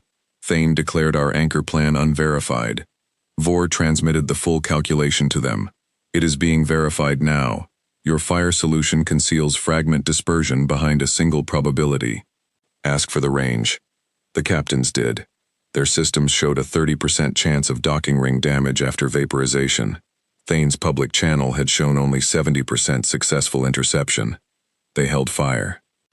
The ice packet crossed 6 minutes to impact. Common road drones attached lines. The old anchor field focused along the dirty seam. Stress bars bent. 1 drone lost grip and spun away. Sava diverted 2 others to recover it, reducing counterforce. We can proceed with 10, she said. Kesh shook her head. Shear may rotate toward the ring. Cargo vessel crews volunteered their docking grapples. 4 crossed the declared safety boundary and attached. They were not soldiers. Their hulls were fragile beside the ice. Each crew published consent and an exit path. Counterforce reached minimum. Activate, Kesh said. Pellin, Mev, the water delegate, and the custodial engineer all confirmed their observed conditions. I inserted the date plate into the local phase slot. The anchor field tightened. The ice did not explode. A crack traveled slowly across its metal-rich seam, widening as drones and grapples pulled. The packet divided into 3 irregular masses. The largest curved above the docking ring. The second passed below. The third still headed toward an occupied cargo ship. Thane ordered a beam strike on the third. This time the target was small enough and the dispersion clear. A cruiser captain fired a low-energy pulse. The ice broke into harmless pellets that struck the cargo ship's shield like rain. The docking ring remained intact. Rescue craft recovered the locked tugs. Their crews cut central receivers before restoring engines. Mev traced the priority code. It came from Thane's command terminal 3 seconds after the first water pod passed his fleet. He redirected the packet, she said. Vor looked at the record. He may claim collision avoidance selected the route automatically. The automatic system proposed 5 paths. His terminal selected the only one crossing the refugee ring. We published the complete decision chain, sensor inputs, proposed routes, terminal selection, tug lock, and subsequent claim that the anchor caused the threat. Thane cut the official feed. The Bull network carried it beyond him. Custodial officers in the anchor room lowered their restraint weapons. Their commander addressed Thane. First Custodian, did you select Route 5? The anchor event required immediate deflection. Did you select it? Your duty is to secure that room. My duty does not include creating civilian risk to justify seizure. She placed herself under Meridian legal authority pending review, and ordered her unit to protect the anchor controls from all remote commands, including Thane's. Across the fleet, captains suspended his emergency authority, 1 ship at a time. Continuance law allowed refusal when a commander's concealed action created the threat used to invoke preservation. The rule existed because of an older scandal. Thane had assumed no one would see the concealed action soon enough. Open provenance made the rule usable. He attempted to leave the Meridian aboard his command shuttle. Local dock control held it under evidence preservation. No mob dragged him from the cabin. Pellin entered with 2 guards, showed the route selection record, and informed him that he was detained for inquiry. You have no lawful continuity without me, he told her. Then we will discover the weakness in our law, she replied. The signal cage shut down. Safe World reports returned directly. The memorial shifted from amber toward a varied field of blue, green, and red. Some failures had stabilized, others still required work. The audit did not display victory. Fresh comet water reached the station. Delegates refilled their bowls before returning any to the exhibit. Kesh completed the ice delivery under observation. No single world took the reserve. Refugee ships received enough to travel. The Meridian replenished cooling. Maintenance tenders loaded shares for the 3 dry corridor stations Sava had identified. Vor stood beside the cenotaph without office or guard. "You were right about one thing," I told him. "The reveal destabilized institutions. Thane will not be the last person to use it as permission. No. Local councils will make harmful claims. Open designs will aid raiders. Some systems will refuse to pay engineers." "Yes, you sound unsatisfied for a victor. I am an archivist. Evidence rarely ends where ceremonies want it to." The memorial opened its sockets again, waiting for local relics that were already traveling home. Its distributed final gift had survived the attempt to own it. Preserving it would take more than one crisis. The memorial ceremony was postponed for 3 days. No one objected. Delegates slept in corridors, helped restore station water, or returned home with relics. The outer forum became a repair exchange. Engineers who had arrived in formal uniforms replaced them with pressure gear. Refugee pilots marked open routes across the floor using bowls and pieces of line. Archivists copied human packets beside local histories instead of locking them in exhibit cases. Continuance did not disappear when Thane entered custody. Its operations centers still moved parts, staffed shelters, and coordinated traffic across systems too distant to speak directly. Removing the institution during an audit crisis would have repeated his mistake in reverse, treating one harmful authority as proof that every function beneath it was corrupt. Member governments appointed an interim council under public time limits. Safe world communities and corridor crews received half its seats. Continuance engineers kept their jobs while emergency licensing clauses were suspended. No maintenance provider could block access to life support code or physical controls during immediate danger. Compensation disputes moved to later review, rather than becoming a valve someone could close. The arrangement was imperfect before the first session ended. Founding states demanded extra votes because they funded most tenders. Refugee councils argued that people who depended on corridors held more consequence than distant treasuries. Small, safe worlds feared large populations would dominate. Engineers warned that open manuals without training could cause fatal intervention. We did not ask the Human Archive to decide. Its papers offered principles and failures, not authority over living politics.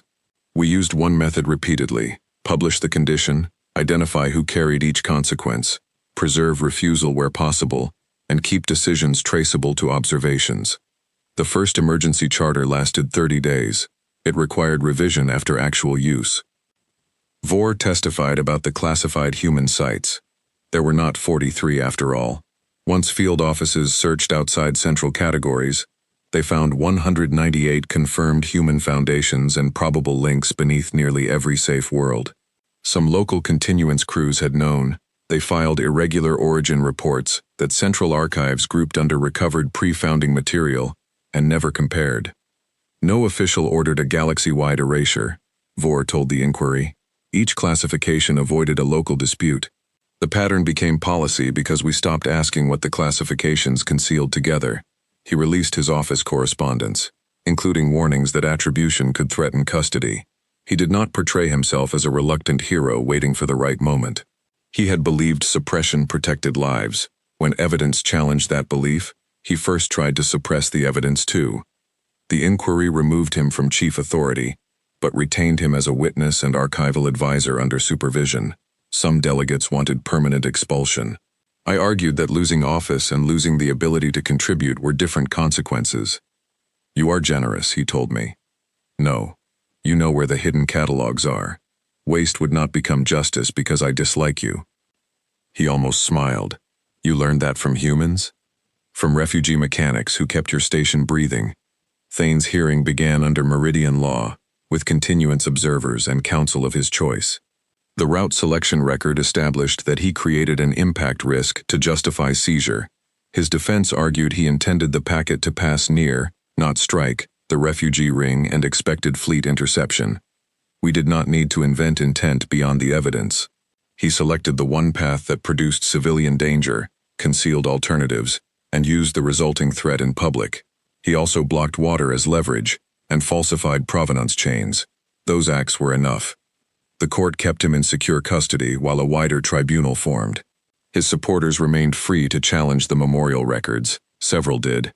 Independent materials labs examined the paper, ink aging, carbon structure, isotope marks, and box seals. Human provenance held. One packet proved to be a later founding council insertion. News channels called it evidence that the entire archive was forged. We published the finding beside the others. The insertion described a council minister claiming personal credit for a shelter design created by a mixed human refugee team. Detecting it strengthened the method even as it complicated the story. Humanity had not written one pure testament. Living successors had edited, claimed, improved, and sometimes lied. My own home entered the audit on the 6th day. I was born on Lamara, a small world of shallow copper seas and floating Ithri cities. Our school histories said the founding council chose it for my species after humans died. The memorial linked Lamara's tidal anchors to an early human ocean habitat experiment. The first design had failed for humans. Their bodies could not tolerate fungal gases accumulating above warm water. Ithri metabolism processed those gases harmlessly. A mixed team changed the platform heights, seeded copper-binding reeds, and transferred the abandoned habitats to my ancestors. The human record contained a maintenance note from an engineer named Anna Pered. It did not announce a gift. It complained that Ithri technicians kept adjusting tide vanes without updating the model, then admitted their changes reduced storm damage. I heard my grandmother's voice in the argument. She had taught me that central vein diagrams were wrong during copper season.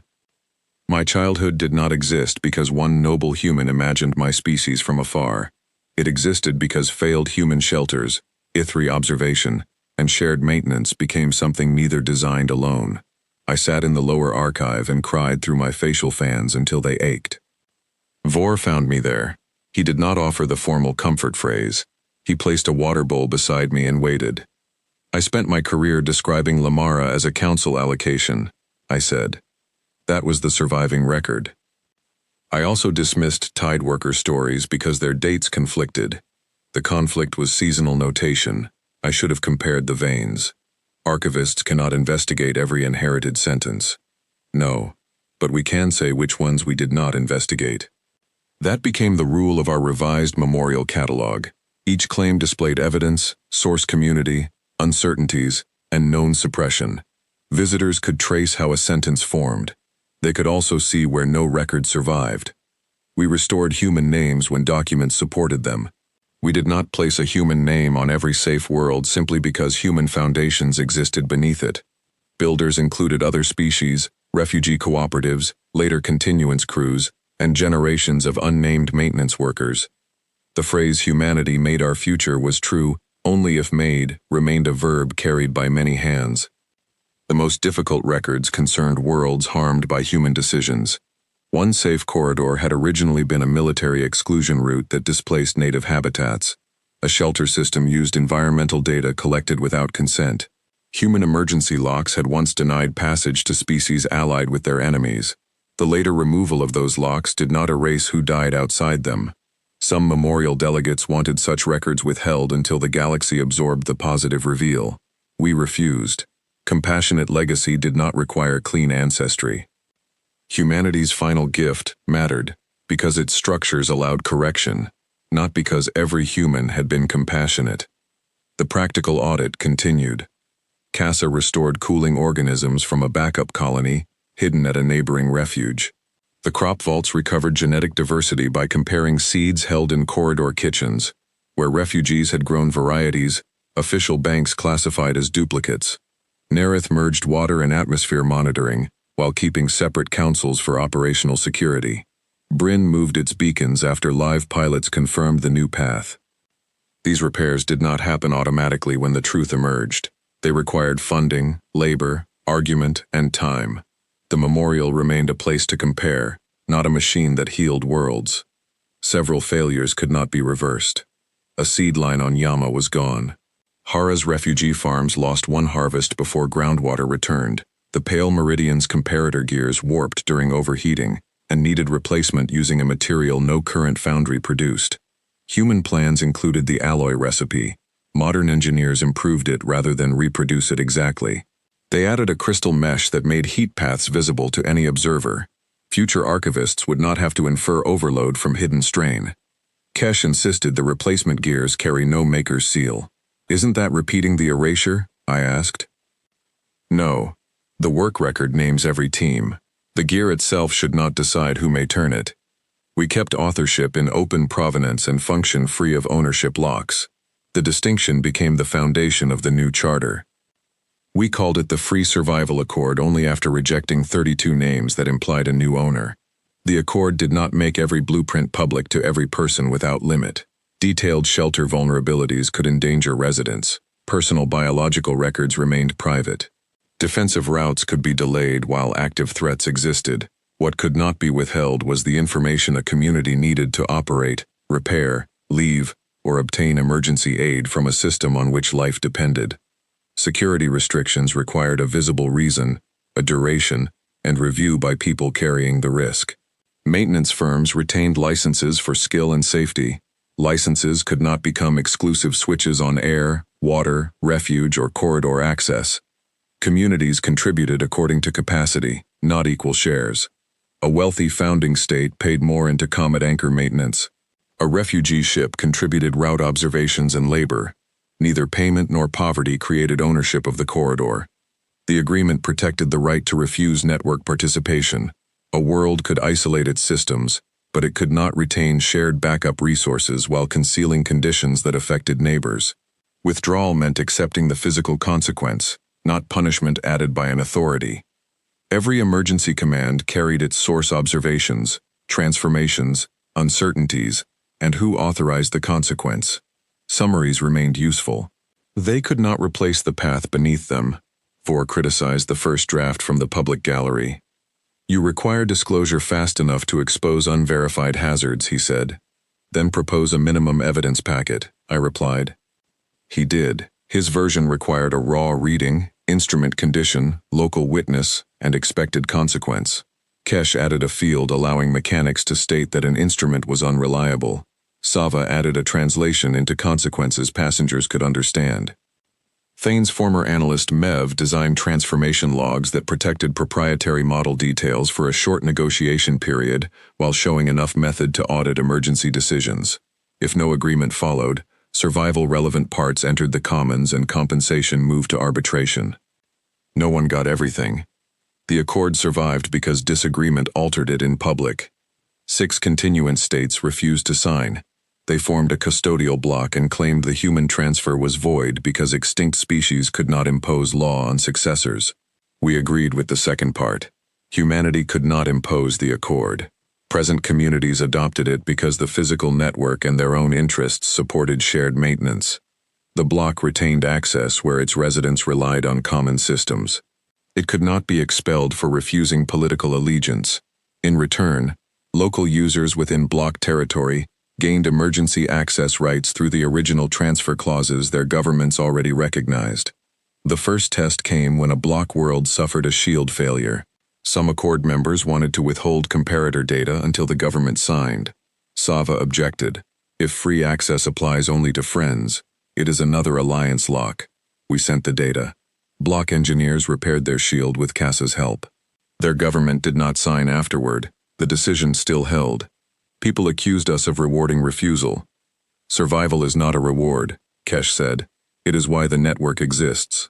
That sentence entered the practical commentary, not the binding charter. We wanted future communities to argue with it, rather than treat it as scripture. The common road returned to the Pale Meridian after its impoundment order was voided. Its 9,000 passengers had reached temporary refuge through dispersed ships. Most came back only to reclaim luggage and bowl records before continuing. One family had lost a pressure cradle during transfer. Continuance compensation rules called it cargo damage. The new Corridor Council classified it as survival equipment and replaced it before processing claims. That small repair mattered more to the family than the ownership of 800 worlds. Sava placed the founding transfer packet back in my hands. Water had seeped beneath the waterproof film and blurred one edge. It is damaged, I said. It traveled. Archivists dislike those concepts together. Corridor people consider them inseparable. I preserved the watermarks. They became part of the packet's provenance, evidence that the clause survived because people carried it through a blockade. The physical original remained safe in a distributed archive at Nereth. Copies went to hundreds of systems. No copy was declared master. Disagreements returned to paper aging, independent local charters, and community practice. The last human memorial reopened after 90 days. We did not repair it to its former appearance. The cenotaph remained divided, exposing the steel mechanism and physical strands. Clear panels protected moving parts without hiding them. The paper chamber stayed below, but its 3 levers were replaced with a ring, requiring witnesses from different affected groups rather than fixed offices. The black glass doors remained open. I stood at the speaking platform for the ceremony we had postponed. Delegates joined in person and through delayed bowl relays. No single live feed could make distant voices simultaneous, so we allowed pauses. The galaxy sounded less polished and more real. I had written a speech about human foresight. I deleted it that morning. Instead, I held up the date plate.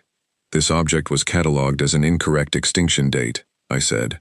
It was a worn anchor tooth, an orbital phase record, and a request to compare what 6 centuries had done. Its meaning survived, because it could be mistaken for a memorial piece, until communities brought evidence back together. I placed it in the cenotaph. The physical galaxy appeared beneath us. Human foundations glowed first, thin and old. Later systems rose above them in different colors: Ithri tide veins, Torvani pressure galleries, Avrin corridor relays, continuance repairs, refugee gardens, and hundreds of designs with no known maker. We had changed the display so no layer obscured another. Humanity did not simply die so the galaxy could survive, I continued. Humans built shelters for themselves, failed, revised them with neighbors, and prepared structures they knew they would not use. Near extinction, they removed exclusive claims and hid provenance so future enemies could not reject aid by name. That choice protected access and permitted later institutions to take credit. We honor the gift by preserving both truths. The memorial showed failures beside functioning worlds. They did not build our future alone. No dead species can maintain air.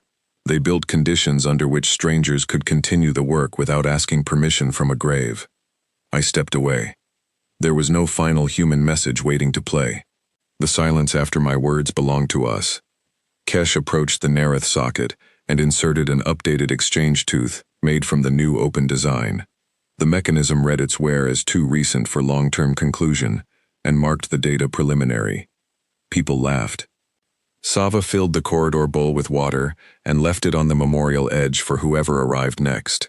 Pelin logged the chain without declaring it an artifact. Vor added a correction to the old continuance exhibit in his own name.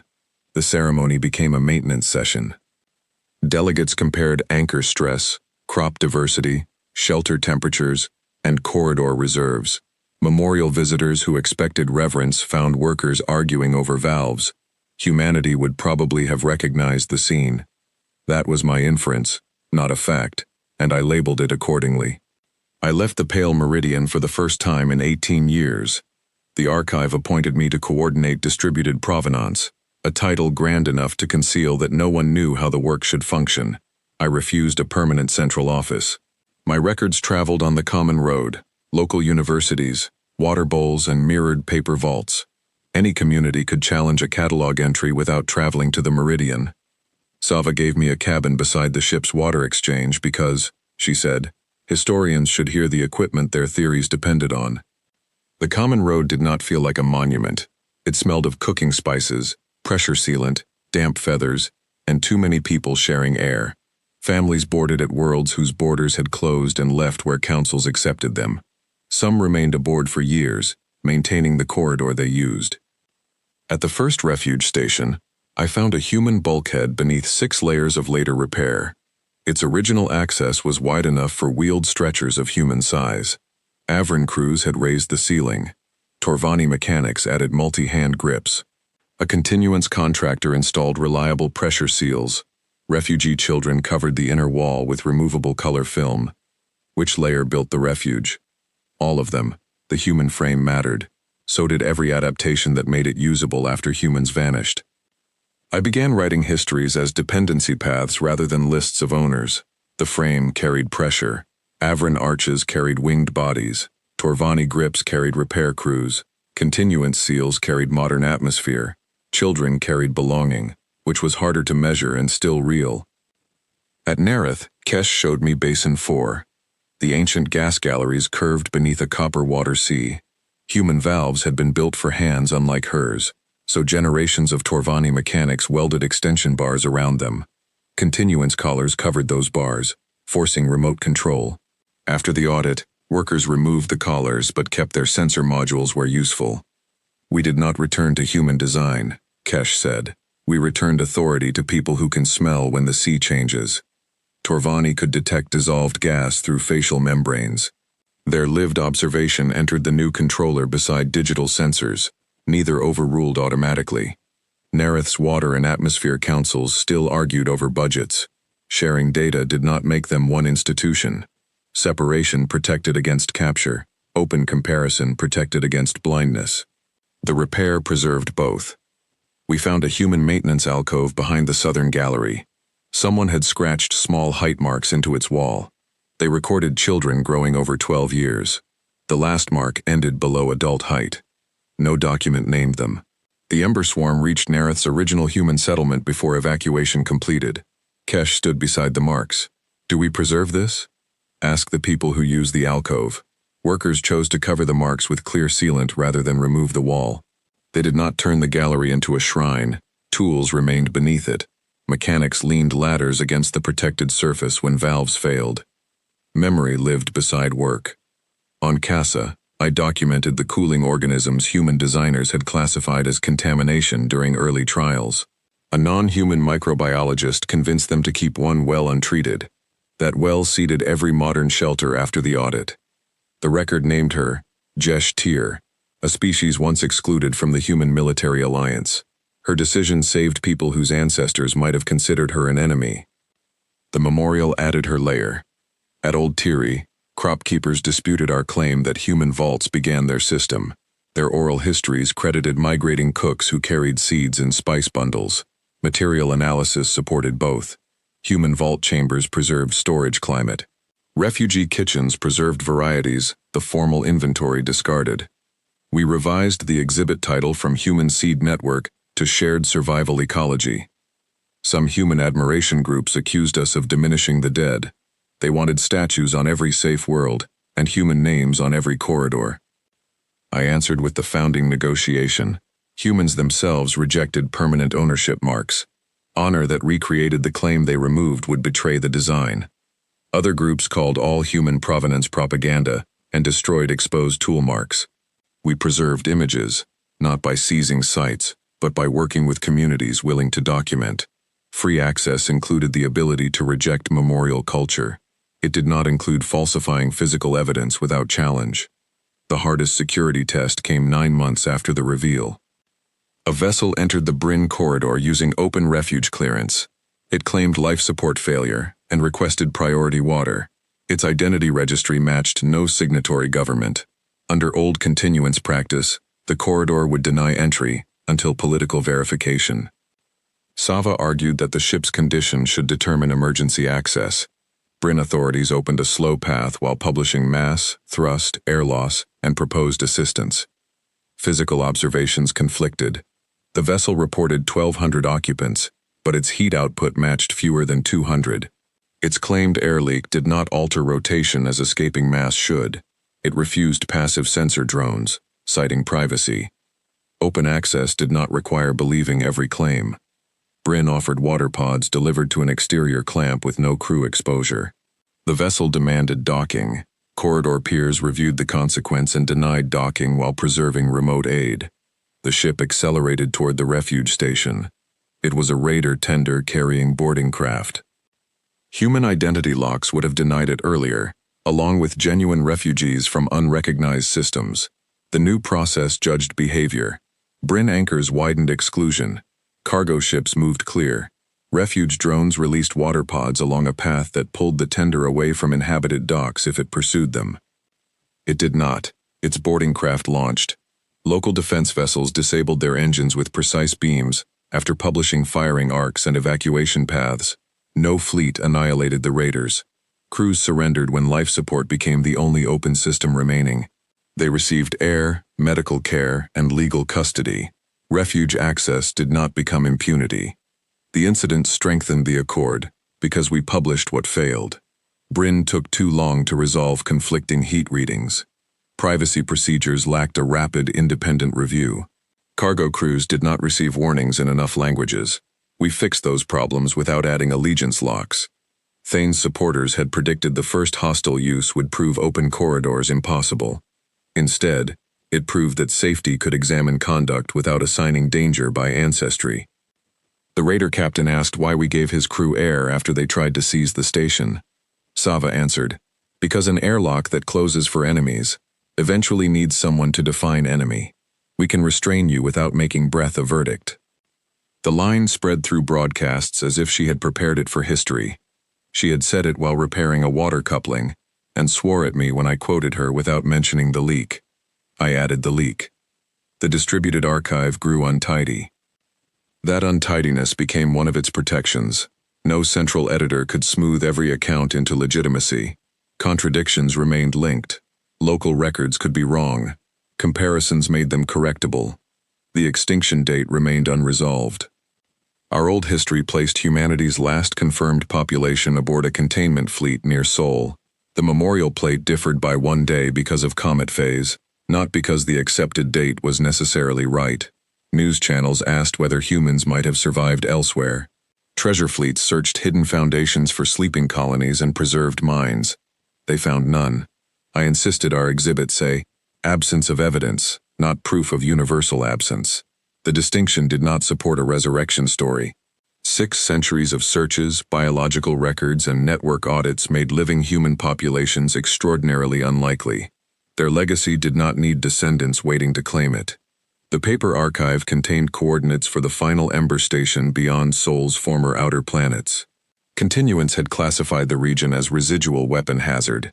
After the Accord established a joint safety process, we sent an expedition. I traveled with engineers, Ember specialists, refugee observers, and Vor as an archival witness. No government controlled the mission alone. Our ships published routes and radiation conditions through the Bowl network. The station orbited a dark mass that had once been the core of the self-replicating stellar weapon. Human fleets lured the Ember swarm into a magnetic containment field, stripped its energy sources, and compressed its machinery into a cold, inert body.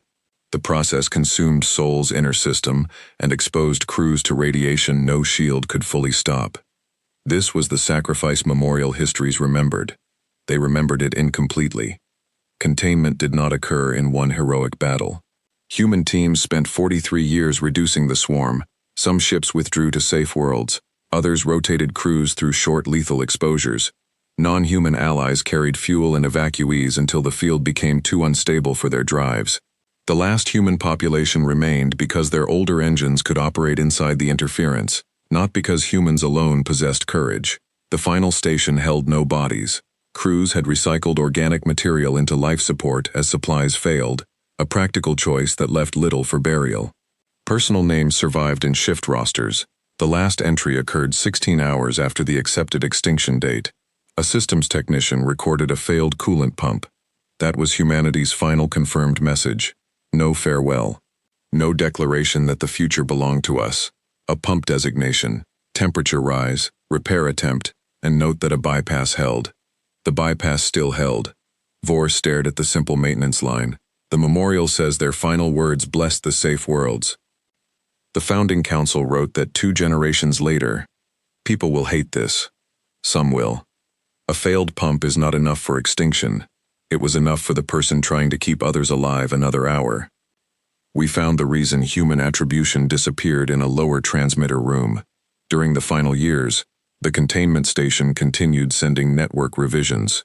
Human engineers knew the swarm tracked their military authentication signatures. Anything marked as human became easier for the weapon to follow. They removed those signatures from refuge routes first for tactical survival. Refugee councils then argued that anonymity should become permanent to prevent post-war powers from reconstructing allegiance locks. The legal and military reasons converged. Humanity erased its name partly from compassion and partly because its name had become a target. That complexity made the choice more credible. The final crews did not know whether the Ember field would hold. They sent maintenance packets through non-human carriers and asked the founding council to adapt without waiting for approval. One note warned that human pressure standards might harm later users. Another requested that comet reserves be sampled before consumption, because orbital chemistry would change. The 6th century audit window appeared beside a large uncertainty range. They had not predicted our memorial ceremony. They designed conditions likely to bring evidence together before material risk rose. We inspected the cold ember core. Its field remained stable but not eternal. Human coils had lost 9% capacity. Continuance monitors watched radiation, not magnetic decay, because official history described the threat as destroyed. The supposedly historical discovery became another present maintenance task. No one proposed hiding it this time. We published raw field data, weapon risks, and the danger of revealing coordinates. The accord allowed a short security delay, while affected systems reviewed defensive plans. Independent observatories verified decay without receiving precise approach paths. Once safeguards existed, location entered the shared archive. Repairing the containment field required technology from multiple safe worlds. Nearth atmosphere coils shared the human magnetic design. CASA's living coolant survived radiation. Bryn pilots understood anchor geometry. Modern continuance foundries produced stronger conductor mesh. No component alone could reach the station safely. We did not frame the repair as repaying a debt to humanity. A failed field threatened everyone now. Gratitude might motivate volunteers, but survival and responsibility were enough. Ships worked in rotating teams to limit exposure. Remote drones replaced the human coolant bypass. The old pump came back with them. I cataloged it at the pale meridian under functional status, not relic. Engineers kept it intact long enough to study wear, then recycled its uncontaminated housing into the new field controls. Some historians objected that we had destroyed humanity's final artifact. It was a pump, Kesh said. It wanted to move coolant. We preserved scans, material samples, and the repair entry. The metal continued working. The updated Ember field carried no species lock.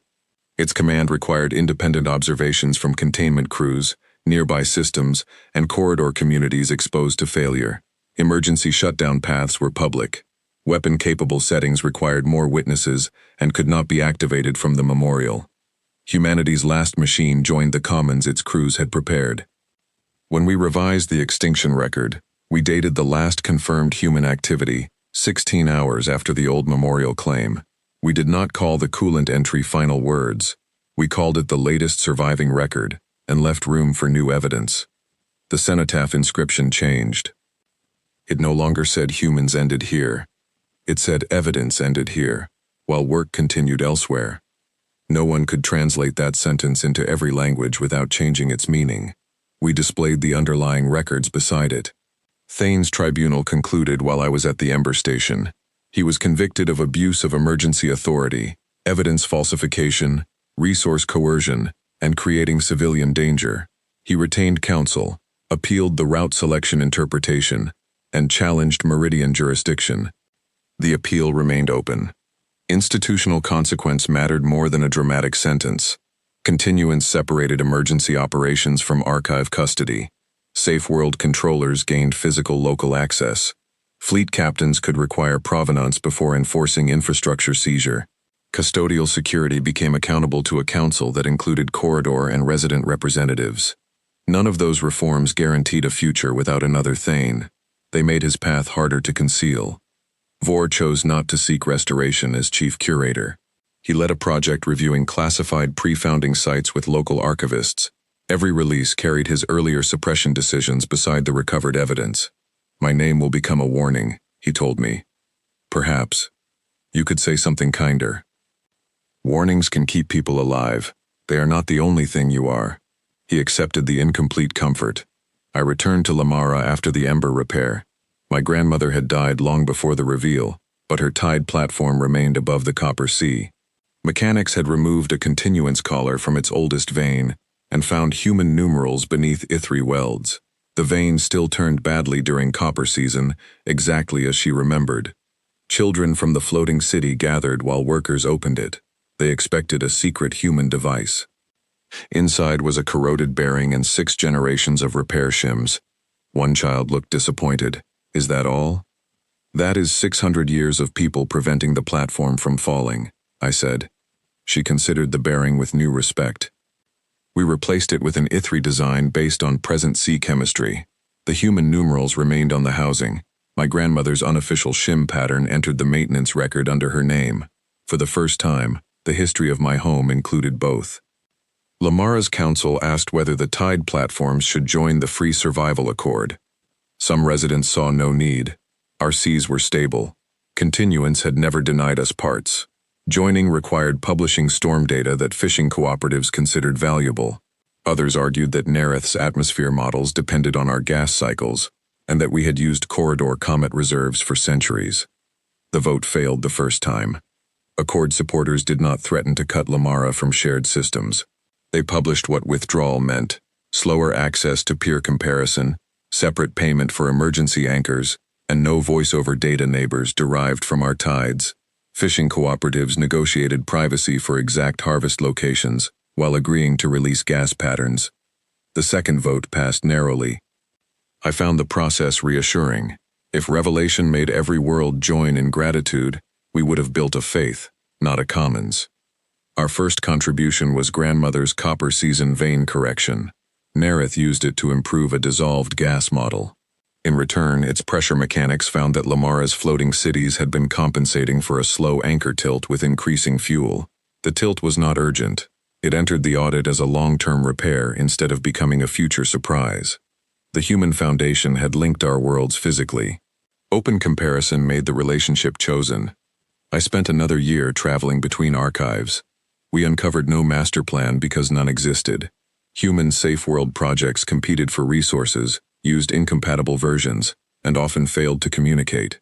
The decentralized network emerged through practical agreements among engineers and refugees, then received legal form near extinction. Later memory flattened that history into one grand design. Our revised exhibit showed branching drafts, canceled projects, and arguments. Visitors sometimes complained it was hard to understand. It was hard to build, I told them. We created a simple path for those who needed overview, and deeper records for those making decisions. Simplification became a doorway, not a replacement. Maintenance firms adapted to open emergency access.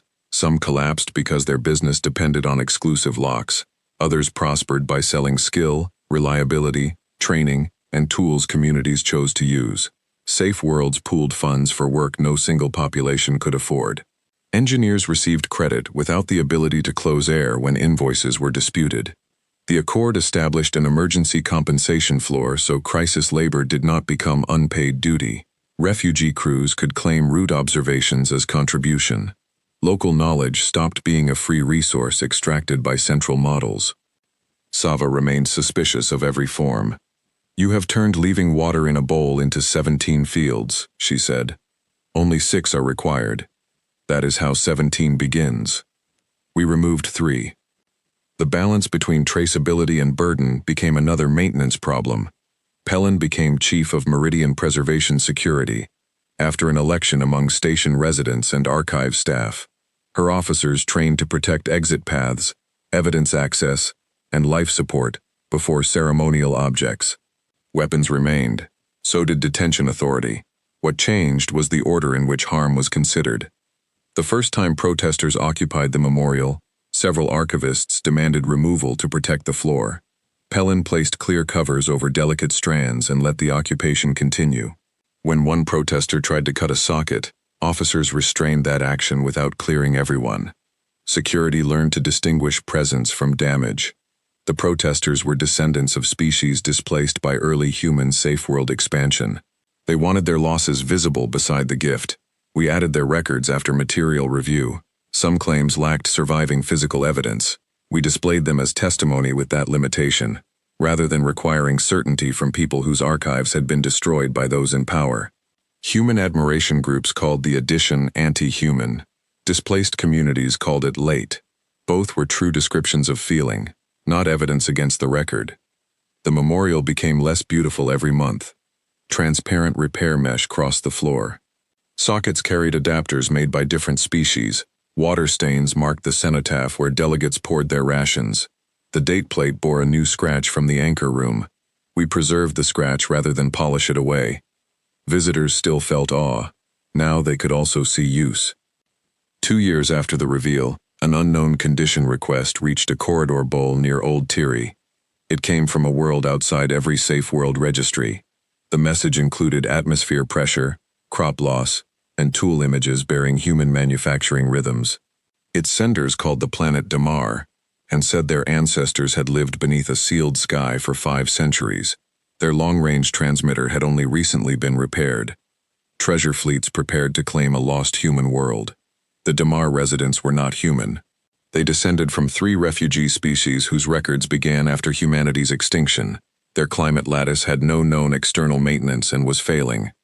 Under old continuance law, discovery rights would belong to the first registered survey. Under the Accord, physical dependence and residence gave Damar's people authority before outsiders arrived. We did not announce coordinates until they chose safeguards. We sent a small technical delegation under their conditions. Kesh went as atmosphere advisor. I went to trace provenance. Sava carried us because Damar accepted a refugee ship more readily than a government cruiser. The world orbited a dim star inside a dust veil. Human engineers had built its first sealed valley as a fallback refuge during the Ember campaign. They never occupied it. A non-human evacuation flotilla found the valley later and expanded across the planet. Residents knew of no gift. Their oldest story described doors opening when ships approached, followed by instructions made of pictures. The doors still worked. Their mechanism recognized atmospheric distress, not species identity. Damar's failure came from mineral dust accumulating inside heat exchangers. Human plans assumed regular comet water would wash them. The world's dust veil made comet capture impossible, so residents had adapted dry filters for generations. Population growth exceeded those filters. The memorial had no answer, because Damar never entered its audit. We built one locally. Kesh compared exchangerware with Nareth galleries. Damar mechanics understood dust behavior. Casa offered microorganism films that bound minerals, but Damar rejected introducing foreign life without trials. Modern foundries designed electrostatic plates. Residents chose a combined filter after testing all 3 in one valley. The solution did not restore an imagined human specification. It let Damar continue becoming itself. Its council voted to join the audit network but withheld settlement maps from public release until treasure fleets departed. The security delay had a reason, duration, and resident review. It fit the Accord because the people carrying the risk defined it visibly. When Damar's first condition record reached the pale meridian, the memorial had no prepared socket. Engineers could have assigned one of the empty ceremonial spaces. Instead, they extended the floor. A new physical strand ran beyond the human galaxy map, into stone, laid by present hands. Its socket used Damar alloy and an open connector. Humanity had not predicted that world would answer. The system grew anyway. That was the moment I stopped thinking of the network as humanity's memorial. It was our responsibility. The date plate began to crack in the 4th year. Its alloy had endured 6 centuries inside the cenotaph, 1 comet anchor activation, repeated handling, and a directorate interface that heated the socket beyond design. A thin fracture crossed the edge where I first held it. The memorial conservators wanted to retire it under inert gas. Anchor engineers wanted to melt it into a new phase key. Human admiration groups wanted it displayed untouched. Corridor councils asked why one object still occupied the center of a supposedly decentralized audit. All had evidence. We opened the question through the same process the plate had activated. Material analysis showed it could survive perhaps 3 more insertions before the fracture threatened phase accuracy. Digital copies preserved its geometry but not internal stress. The comet anchor no longer required the original alloy because modern observers supplied phase independently. The memorial used it mainly to begin a gathering tradition. I proposed that we stop using it as a key.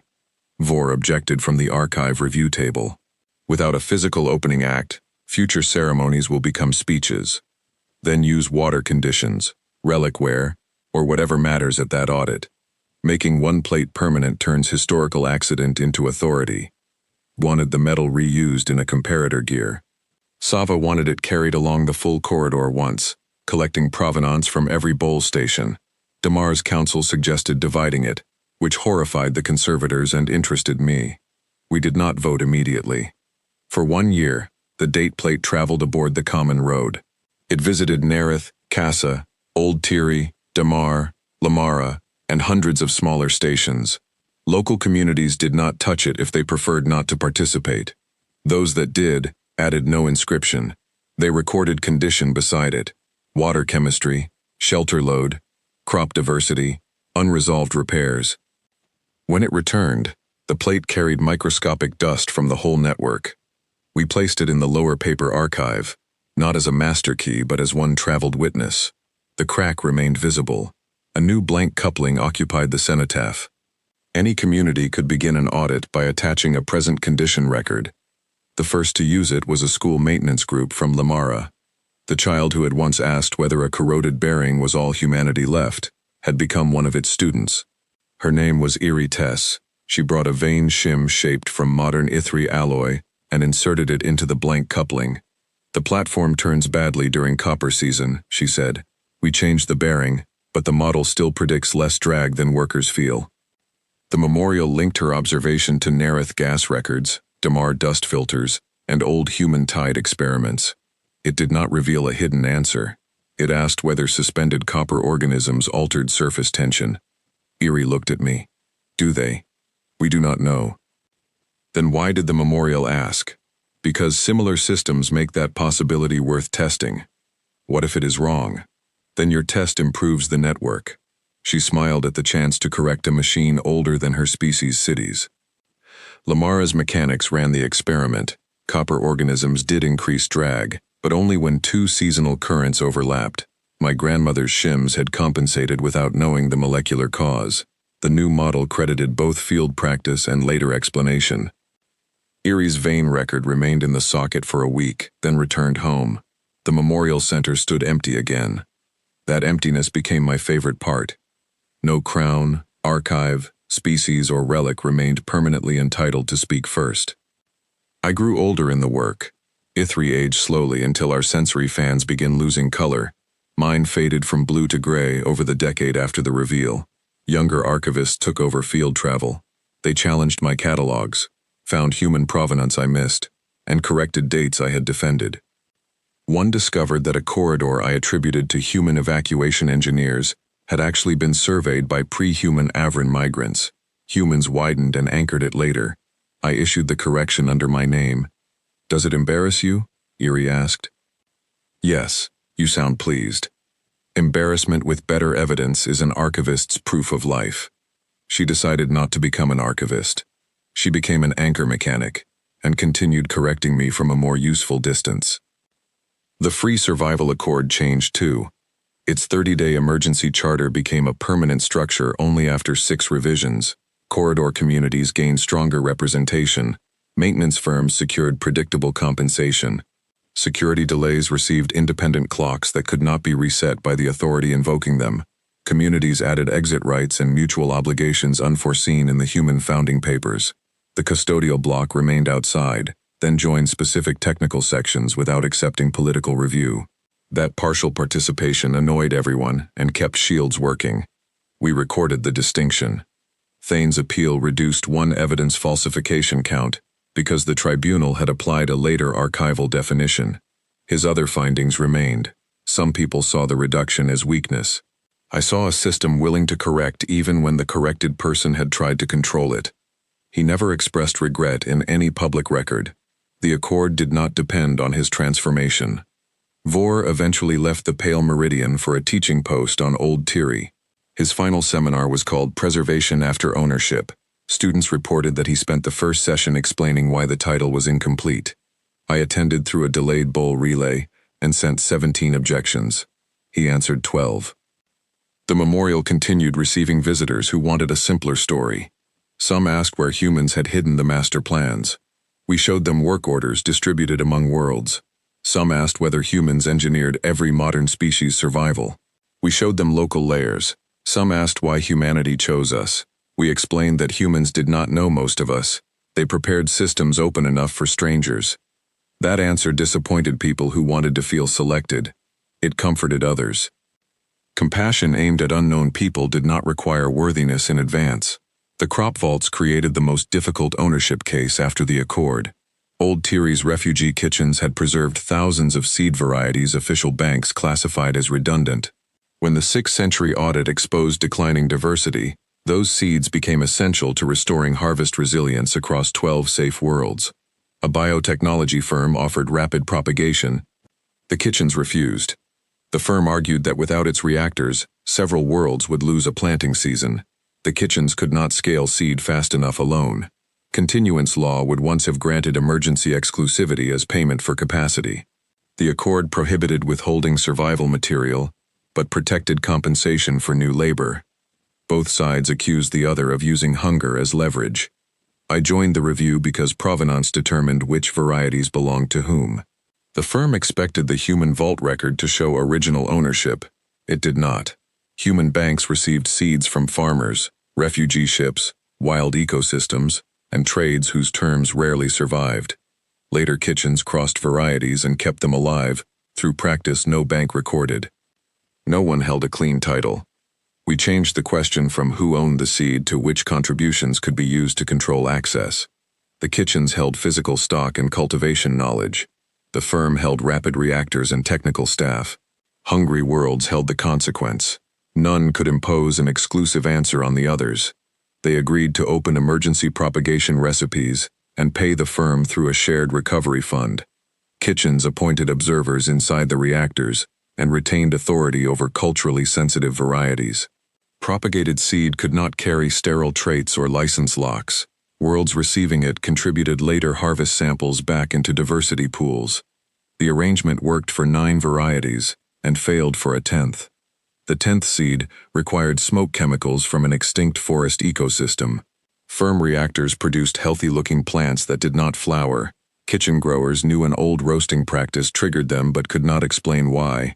CASA microbiologists found a fungus in the roasting ash that activated the seed coat. The treatment succeeded only when all 3 forms of knowledge met. Human archives contributed an early note warning that the seed was difficult. They did not contain the answer. The case changed how we described the network. Humanity prepared backup locations and open connectors. It did not preserve every ecological relationship.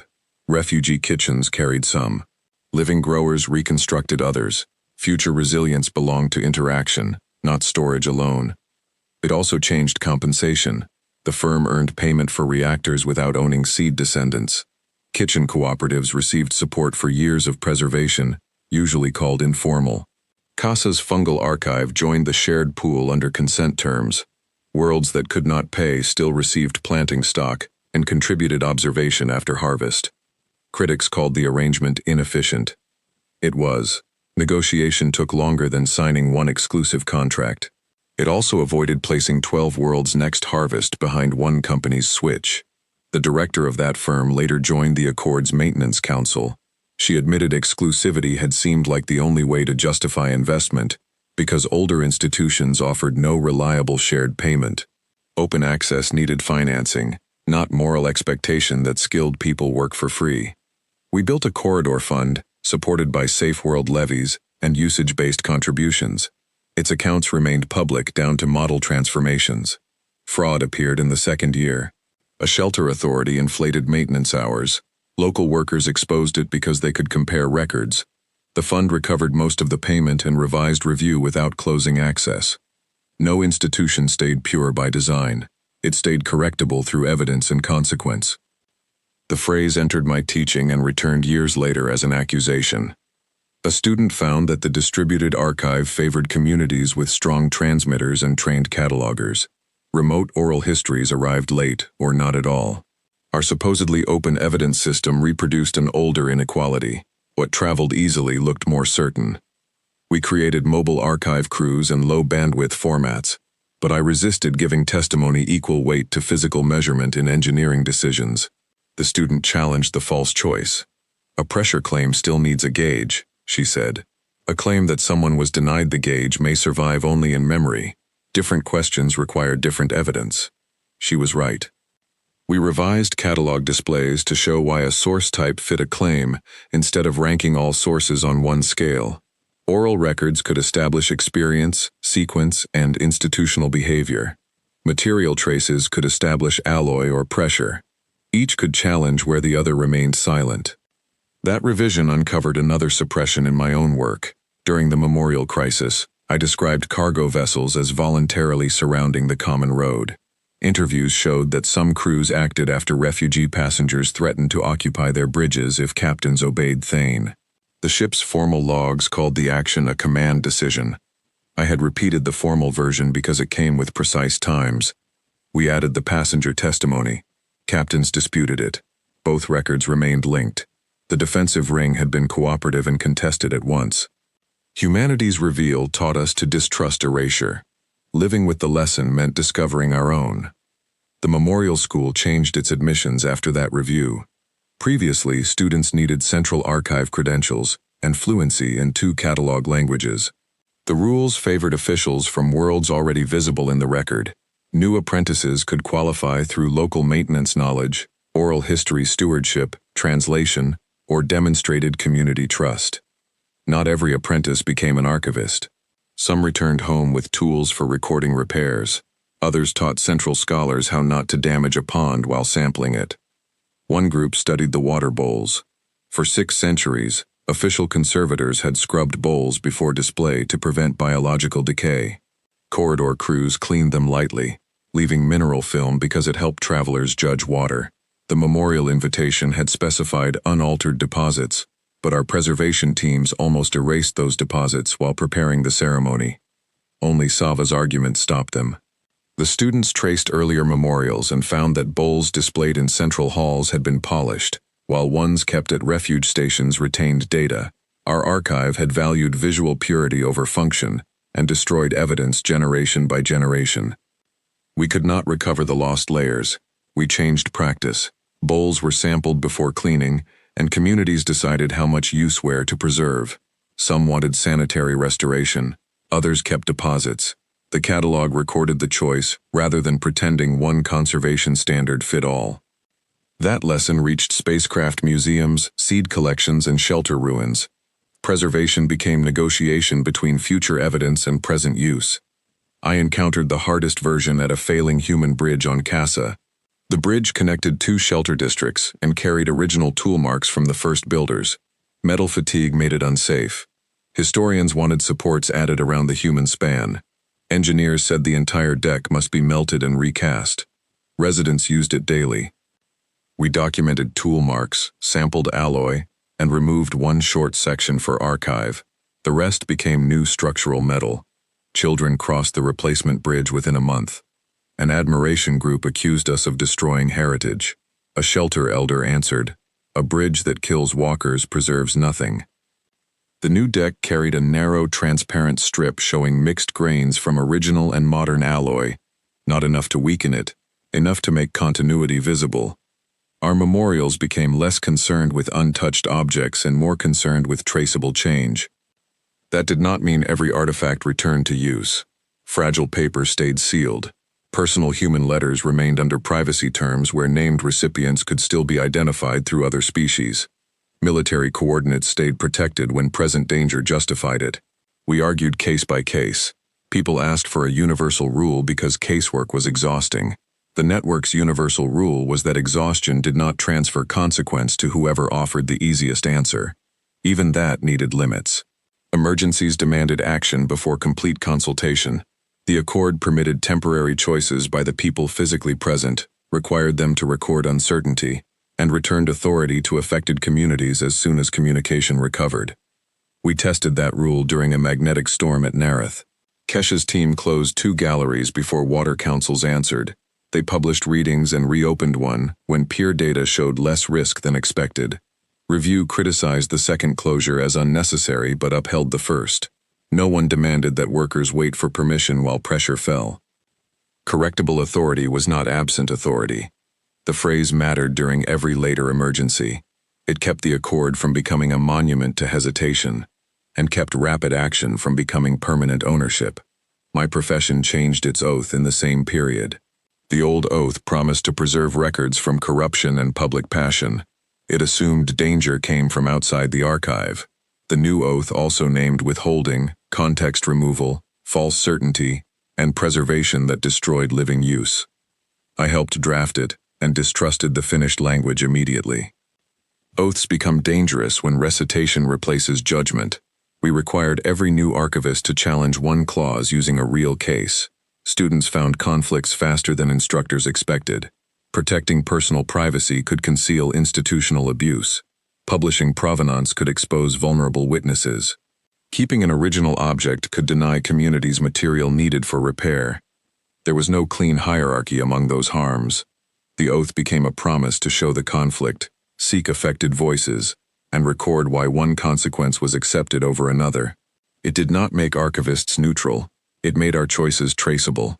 At my own renewal, I disclosed that I had smuggled Nereth's request out on a calibration wafer, copied the founding transfer onto bowl film, and distributed packets against chief authority. The review found each act justified by immediate risk, but criticized my failure to set a deletion limit on temporary lens copies. I had preserved truth while creating uncontrolled duplicates containing local system details. We located and secured most copies. One remained missing. I accepted the finding. Heroic narratives would have called the smuggling entirely right because Nereth survived. Traceable consequence allowed survival and error to coexist. Younger archivists asked whether I would do it again. I would move the evidence, I said. I would also encrypt the dangerous parts for local witnesses and set them to expire after receipt. The answer changed, because the next choice could use what the first lacked. That principle entered the distributed catalog as revision lineage. A corrected record never replaced its earlier form without a link. Readers could see what evidence arrived, who changed the claim, and which consequences had already followed from the older version. The archive became larger and slower.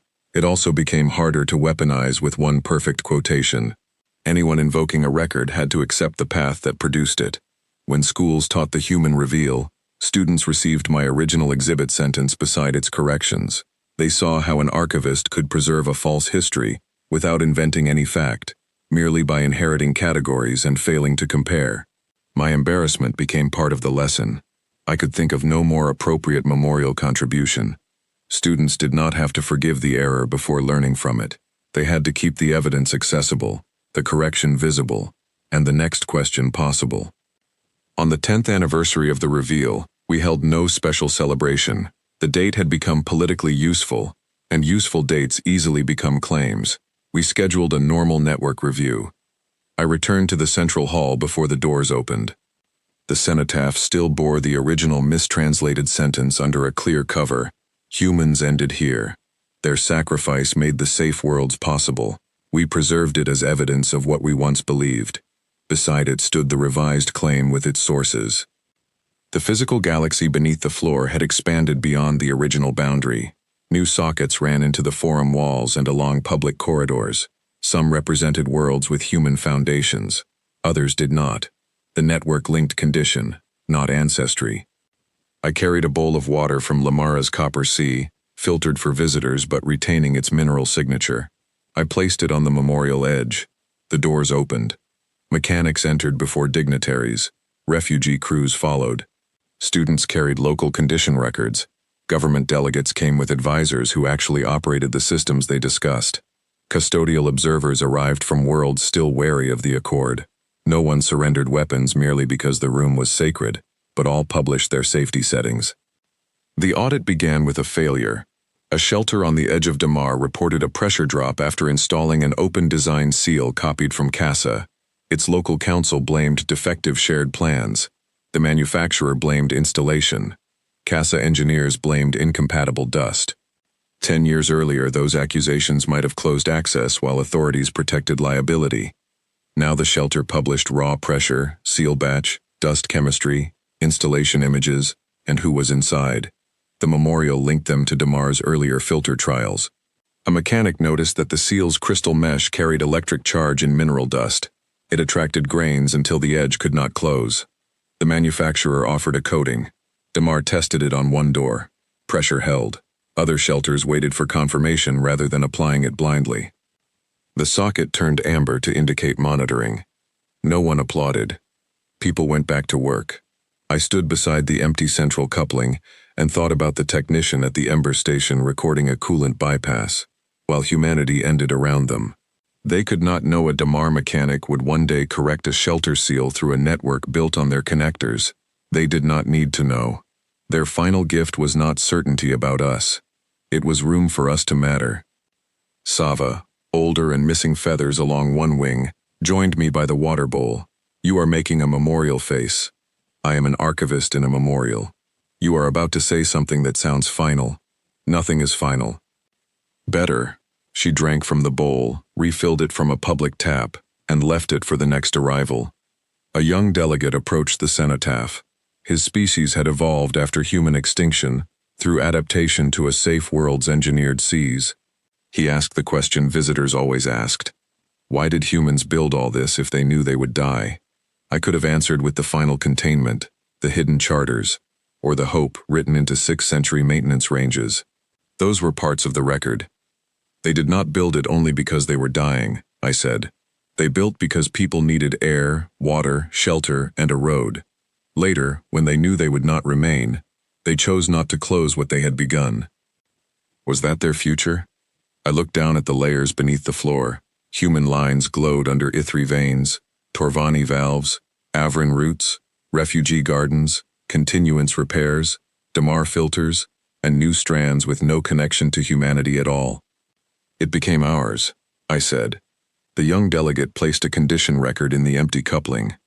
Somewhere beyond the memorial, a water plant answered. The dead species did not speak. We did.